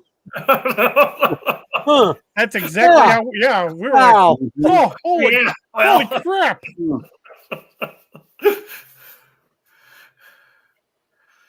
Whew. It's like, That, how about that? yeah. Yeah, it's tough to Well, just you go, know, oh, that's a mountain lion, or oh, that's a I coyote. don't think you got anything living No. around there that's supposed to sound like that. Yeah. Yep. Yeah, that's yeah. I've lived here my whole life and never heard anything like that before ever. Yeah. Robert Clymer said the same thing we did. Sounds like the howl from American Werewolf in London. Yeah. It does. It sounds just almost identical to that. And I've heard a wolf howl, like 100 yards away from our camp, and that ain't no wolf. I've heard red wolves and timber wolves howl, and that ain't no timber wolf or Yeah, red wolf. Exactly. Shoot. David Neal said that howl woke up my dad's cats and set their hair on edge. I bet. Cats are ready to unask the AO. Yeah, I bet it did. No. What the heck was that? One of my neighbors over here, right across the line in PA, not like that, but with like the Bigfoot stuff.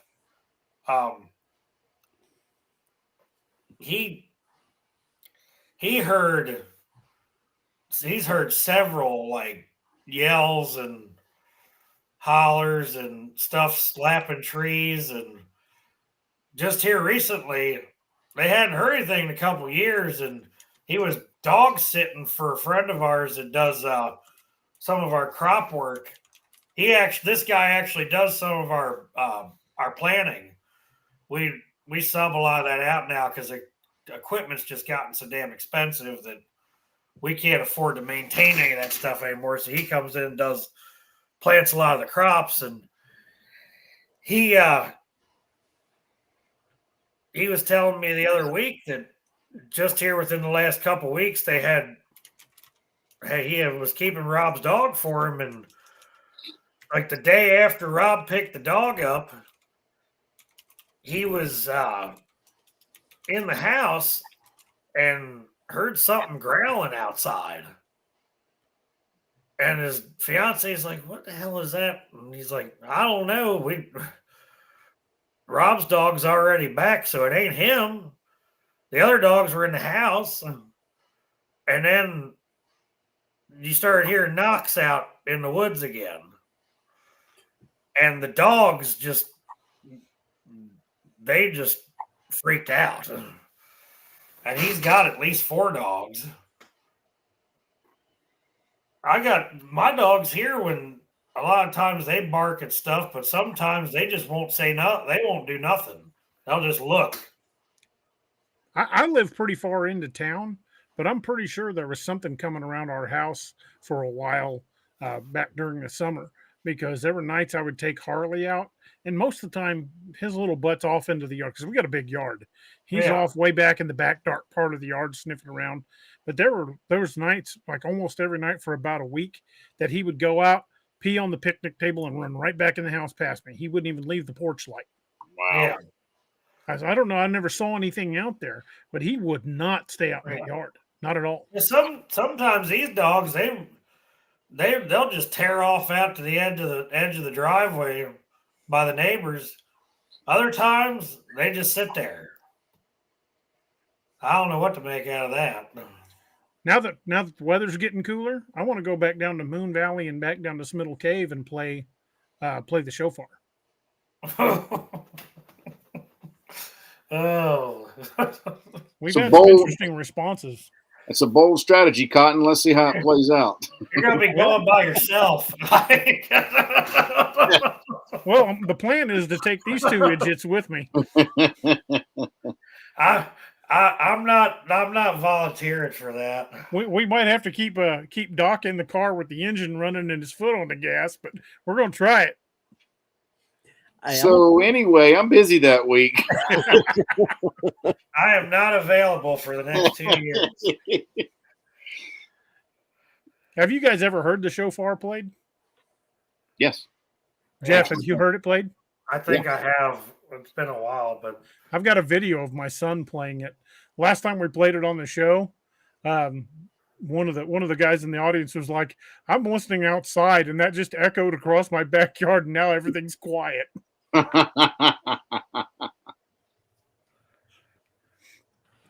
We actually did get a response that night. It's just nothing ever came in close. Right. But we could hear it down at the other end of the valley. Of course, we could have been calling in the cannibals too. We never know. We might have. I've been ringing the dinner bell. I want to go down there to the Register of Deeds in Dallas County and find out who owns that land with the caves on it. You guys ever get reports about feral people?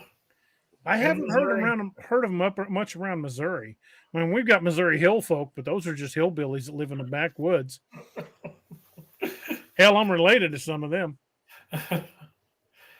Yeah, you gotta watch out for those greater North American meth heads. Yes, you do. I've encountered a few of those. Yeah. Actually, it was while we were up in Maine.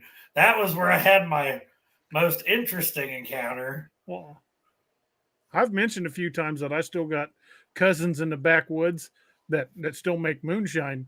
And I mentioned that on the show one night and got a text from one of them. Hey, shut up, dumbass. So I didn't say your name. You shut up. That's funny.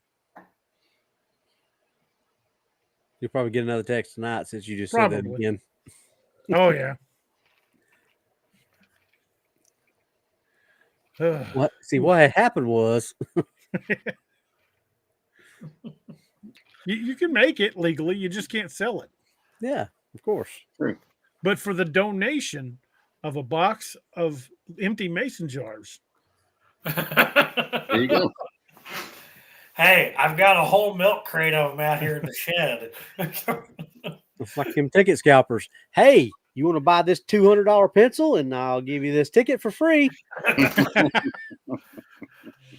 I've always wanted a $200 pencil. Why, thank you. That's like John Deere. You buy this $150,000 tractor, we'll give you this hat.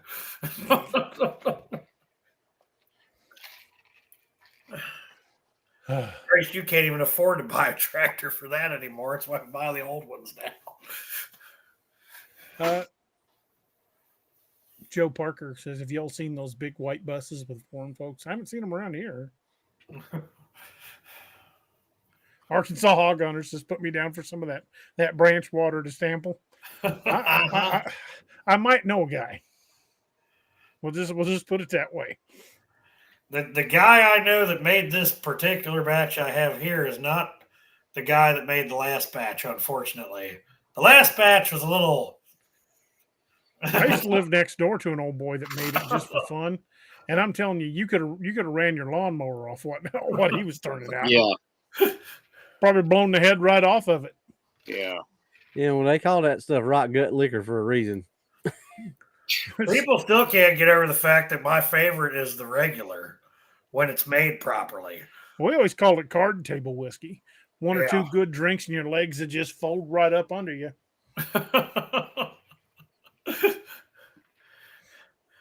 I don't know. That other stuff, I don't know if I'd want to. Might be more at a card table. I remember one time I got a mason jar from the old boy I used to live next door back when we lived out on the south side of town.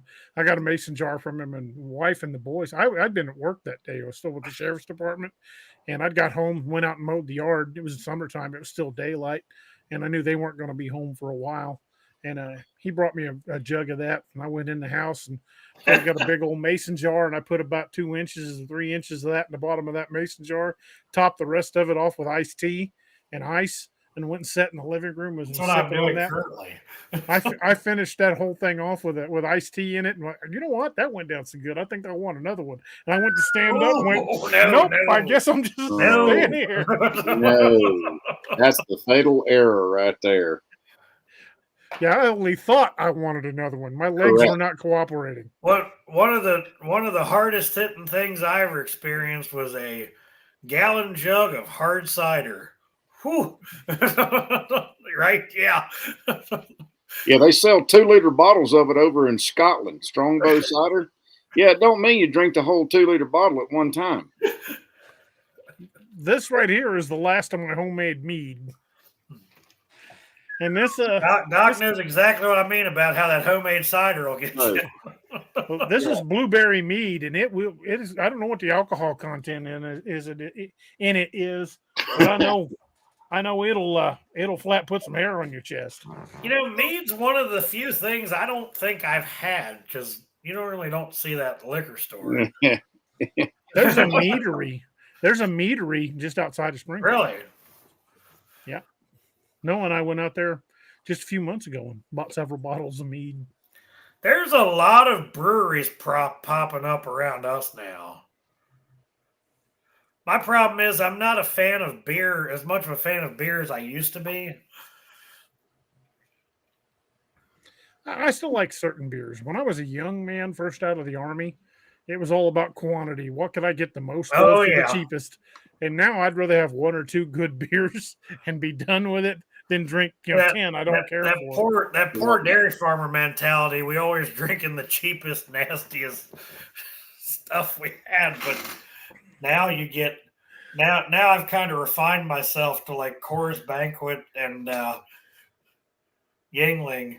I like Yingling and Guinness.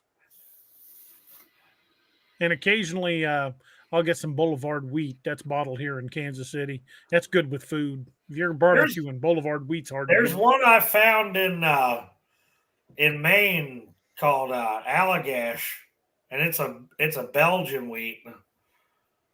And they make some stouts and some other stuff that I like, IPAs, but there was a beer I used to get once in a while that I really liked, but I can't find any place that imports it anymore. It's a Danish beer called Tuborg Dark. I've heard of it. It's really good, but it is very hard to find. That's the problem. Like around here, like you've got all your regular staples, and then you'll see like a few like off the wall ones, and then not a whole lot of anything else. You'll get lucky and snag something at a store once in a while if you're paying attention. But that's how it is. There's a place here in town used to order that Tuborg, but they don't get it anymore. Their distributor doesn't carry it. DA, check the co-host chats. Rodney sent me a louder version of the howl if you want to. Oh, let me see if I can, because I had to get Nick to transfer that over so I could put it on the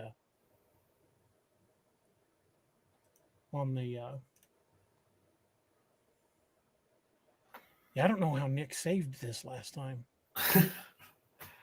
There is another odd occurrence that I just thought of that happened around the same time. Oh, I almost forgot about something else that was very important about that time frame. We got chased by something walking up the road one night when the truck ran out of gas over at Josh's cousin's house farm, which is, well, it's actually a nursing home. Part of it was a farm next door. Something on 2 feet come up onto the road with us. There's like 3 or 4 of us, and we all hauled ass. That was another one that I remember. We never really thought much about it, except for we thought something like everybody else was like, oh, it was a deer or whatever. But Josh and I still look at that one, that particular night as, I don't think that was a deer. But the one I was going to bring up was the deer carcasses in the tree stands. Yeah. I just seen Robbie when I said that. Well, we've had some experience with deer carcasses. So Yes, we have. You ever seen a deer carcass in a tree stand? No, but I've seen them in the middle of the road. Oh yeah, I know you guys have seen that. Yeah, and in a tree, yeah. hung in a tree. I think I told DA about the deer stand carcasses. It was in 2 different stands on the same field. That was the other odd part. And the majority of the meat had been removed. Part of the hide was still there, but it looked like something had just picked it up, Robbie, and put it over the back of a chair, like you were putting like a shirt or something there. You come in at the end of the day, you just throw your coat over the back of the chair. It looked like something took this deer carcass and just laid it over the rung of the ladder. That's exactly the way that one looked, like it was hung across those two limbs, like it was hung on a coat rack. Yeah, exactly. Like you were just hanging it up. but you know, that particular ladder rung was like 10 foot off the ground. That's where both stands were hung like that. Robbie, I I'm wish going to I have to still get had Noah that damn. or David Neal said fish heads and trees. Didn't y'all see some fish heads and trees too? Yes, Yep. yes, we The did. Missouri tree trout. Yep, we sure Missouri did. tree trout. Yeah. I've seen Maryland tree carcass. I was looking at that when I was standing there trying to figure out how I was going to get it out of the stand. And, you know, some of us were like, oh, well, maybe it was my idiot neighbor. And I looked at them like, okay, so that little crackhead's going to climb up almost to the bottom of the platform and hang a carcass over the railing. Okay. Because everybody just walks around hanging deer carcasses off of tree stands. Right. That's a common occurrence. That's a common occurrence. I mean, hell, doesn't everybody do that? I have heard of a few people around here besides me, and not with tree stands, but with deer carcasses in trees. In fact, you might remember this, DA, but Jerry probably mentioned this. He found one over his house. You know, I do remember that now. I've forgotten all about that. And the front legs were broke. Well, the one me and Noah found just a couple of weeks ago, all four legs had been twisted off. That's not a poacher. No. Or anybody trying to harvest a deer, because crazy. A deer leg, you need at least a sawzall to cut. Yeah, these were like snapped. that. These were snapped. Especially on that had been deer. broken. And you could see the sinew where it had been twisted off at the joint.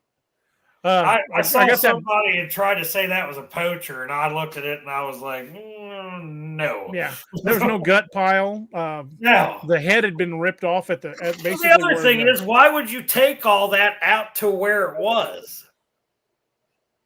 Right. Why would you, if you were poaching a deer, why would you carry it out to where that was at? Right. There's lots of places they could have dumped it that was not so far off the beaten path. Because that's not like a place that you're just going to pull up to in your truck. Right. And how far is the parking lot from there? The parking lot? Like anywhere you would park a vehicle, how far away you think it is? Probably the closest you could get a car without going off-road would be about 50 yards. No one's dragging it that far. Hey, I got that cleaned up version of the Howl uploaded. You guys want to hear it? Yeah. Okay. This is just the audio, so here we go. Hopefully it plays right. Here we go.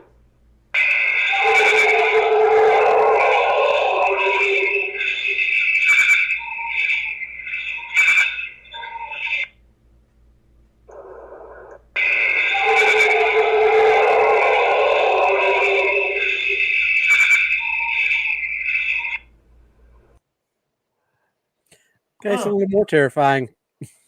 Yeah, it's even worse. Even worse now. I don't know if you saw that reaction, but I think my eyes got about this big with that. Holy. That's terrifying, dude. I don't mean to paint a graphic image, but if you're out in the woods driving along in your car and you hear that with the window rolled down, your ass will grab a hold of that chair and start trying to build a nest. You're not kidding on that department there. Robert Clymer said the cat ran under the bed. Cat's like, and I'm out. And Steve said his dogs just ran out of the room. Off of the seat. Steve Patton says his dogs just bolted out of the room when that played. Yeah. that to me, the animals' reactions are the most telling. Yeah, it's funny. My old lab over here, she didn't even look at me. Of course, she's asleep. My beagle's probably upstairs having a panic attack. Miss Lene says, "We'll all hear that in my nightmares now." Yeah, dude, that's a scary one. Yeah. Yeah, I kind of got the chills there when that thing went off. Jay Freiberg says, "Lucky I'm on headphones. My wife would be reaching for a gun." Good night, Lyle. I'm glad my girlfriend's not here. Otherwise, she might have asked me what the hell that was. Roxanne says, my cats ran. One cat jumped so high he hit the ceiling. Like the old cartoon cat. He's stuck on the ceiling now. Yeah. They must not be farm animals because these two didn't even didn't even react to it.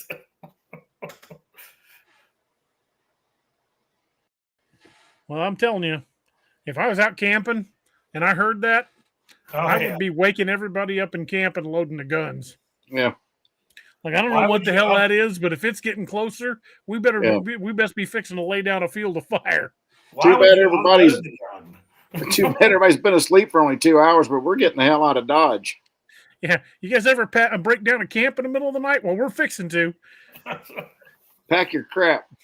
Got two choices. You can pack it now or we can come back for it in the daylight. Right. Yeah. We can leave it. I'm just gonna sit by the fire till daylight. I ain't trying to walk out in the dark. I'll just make a bigger fire. Cryptid Rodney says that's so close. I believe I was outside. I could have heard it.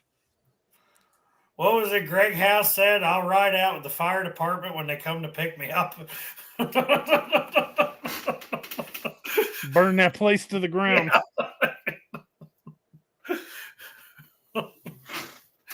That's what I'd be doing. Everybody be wondering why the whole forest is ablaze. Pick me up on a road somewhere down. That's the big difference between Marines and Army, and I'm sure Doc will agree with me on this one. In the Marines, they tell you to fix bayonets and to get ready to charge. In the Army, they taught us to give them the smallest assholes and elbows target you could give them.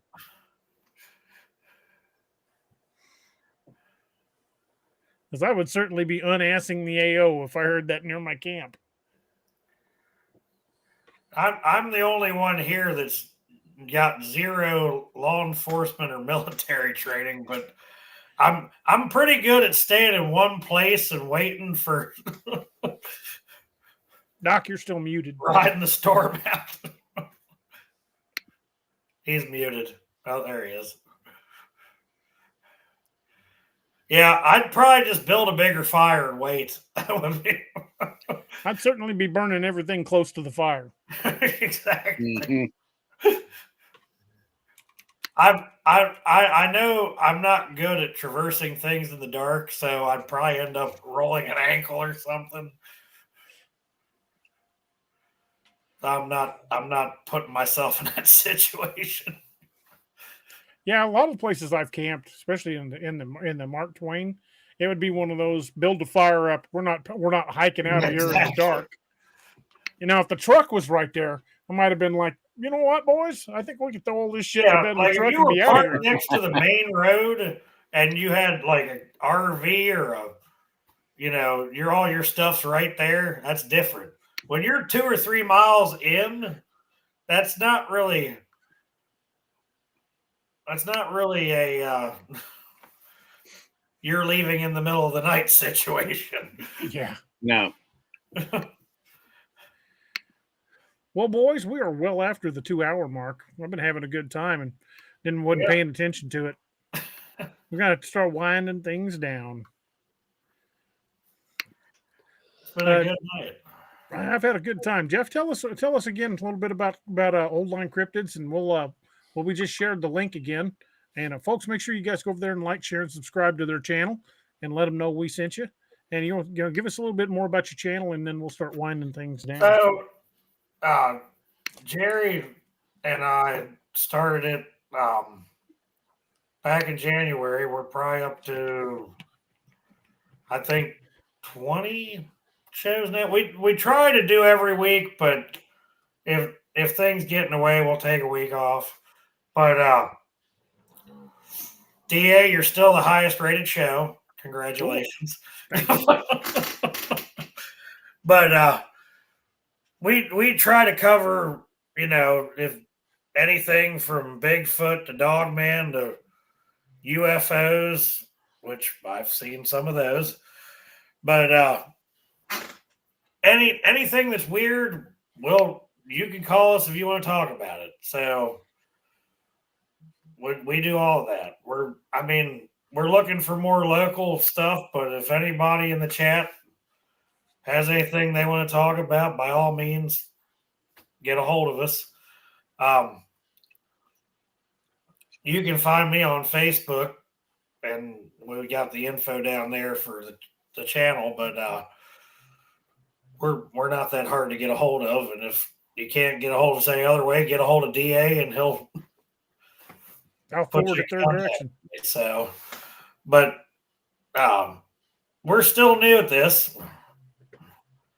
We're still getting to the 300 mark on the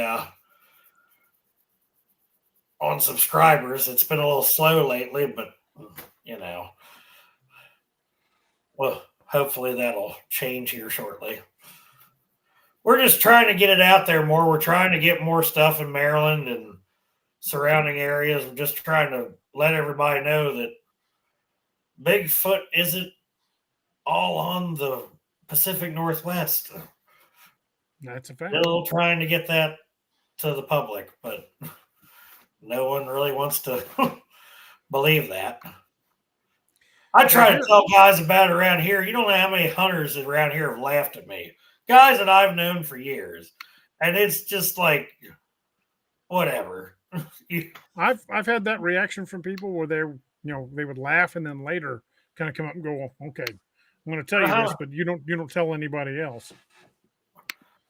Yeah, exactly. And that's we're trying to get to the point where everybody feels comfortable talking about it, and we don't have to play all these freaking games anymore. Right. Because no one should have to hide from that. Right. I mean, I know most of these people get laughed at, but there isn't anybody in this group or woodwalkers or any of them that are going to laugh at you if you tell them something happened to you. Absolutely. It just that's why I got into it, and that's why Jerry got into it. And then we have our co-host David in Oregon, who's he's had some pretty interesting experiences with Bigfoot out there. And he does a lot of public land hunting for elk and bear and all that. And he's come across some pretty weird stuff too. So we brought him in a couple months ago, and it's been a fun ride so far. I mean, we must be doing pretty good if we're here. I don't know if we're any kind of benchmark. Either that or it out too. Either that or DA was grasping for straws this week. I don't know. No, man, I really enjoyed having you on. Because tonight Spencer was like, "Hey, you think you could come on for a little bit tomorrow?" I'm like, "Good God, what is it? Everybody just having trouble finding guests this weekend? What the hell?" Well, brother, I appreciate you coming on and hanging out with us. Yeah, it's been awesome. I mean, we'll have to do it again sometime. I love it. And like I said, if anybody wants to get in contact with us, just get a hold of us and we'll go from there. And folks, if you've had an encounter of your own and you would like to share it with us, you can reach us at daroberts@daroberts.net. That'll get directly to me. And if you want to get a hold of Dark Angel Medical, it's info@darkangelmedical.com.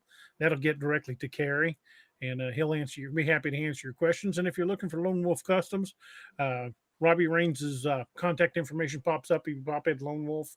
I can't remember what it is off the top of my head. With one of the RainC8@gmail.com. There we go. You mind throwing up the contact information for the three of us? And again, head over to Old Line Cryptids and give them a like, share, and subscribe. Let them know we sent you. And folks, we as we're coming to the end of the show, I always like to mention the 22 a Day Foundation. We lose 22 veterans a day to suicide, and that is 22 too many. I've seen too many folded flags handed at funerals in my lifetime, and I'm hoping the next time I see it, it's at mine. So yeah, I'm tired of seeing people I care about buried under that flag that it could have been prevented. So let's get 22 a day down to 0. Reach out to your veteran friends, your first responder friends, anybody that served in any capacity. Reach out to them, let them know you're thinking about them, let them know you care, because you never know when that one text might be what keeps them off the edge. When that one, hey fucker, you awake at 2 a.m. text might just be what they needed to hear. And those of you who have served, I want to thank each and every one of you from the bottom of my heart. We are coming up on Veterans Day, and we proudly salute and appreciate every one of our veterans, no matter what capacity they served. Thank you all for writing a blank check to the U.S. government for up to and including your life. So thank you guys, each and every one of you, for that. But as we end the show, we've been ending with a toast here lately, and it's one I'm pretty proud of. And I plan to keep doing it for a while. It's an old Irish drinking song called "The Parting Glass," and when you listen to the song, it's more than just saying goodnight at the end of the day at the bar. It's about raising a glass to those we've lost along the way. And so if you join me with a drink from the chorus from "The Parting Glass," the song says, "But since it fell into my lot that I should rise and you should not, I'll gently rise and softly call. Good night and joy be to you all." Good night, everyone. Slanja. Slanja. Slanja. Thank you for joining us. Catch us again Wednesdays and Saturdays on DAX Machina. A special thanks to all our channel members and Patreon supporters. Please make sure to like, share, and subscribe.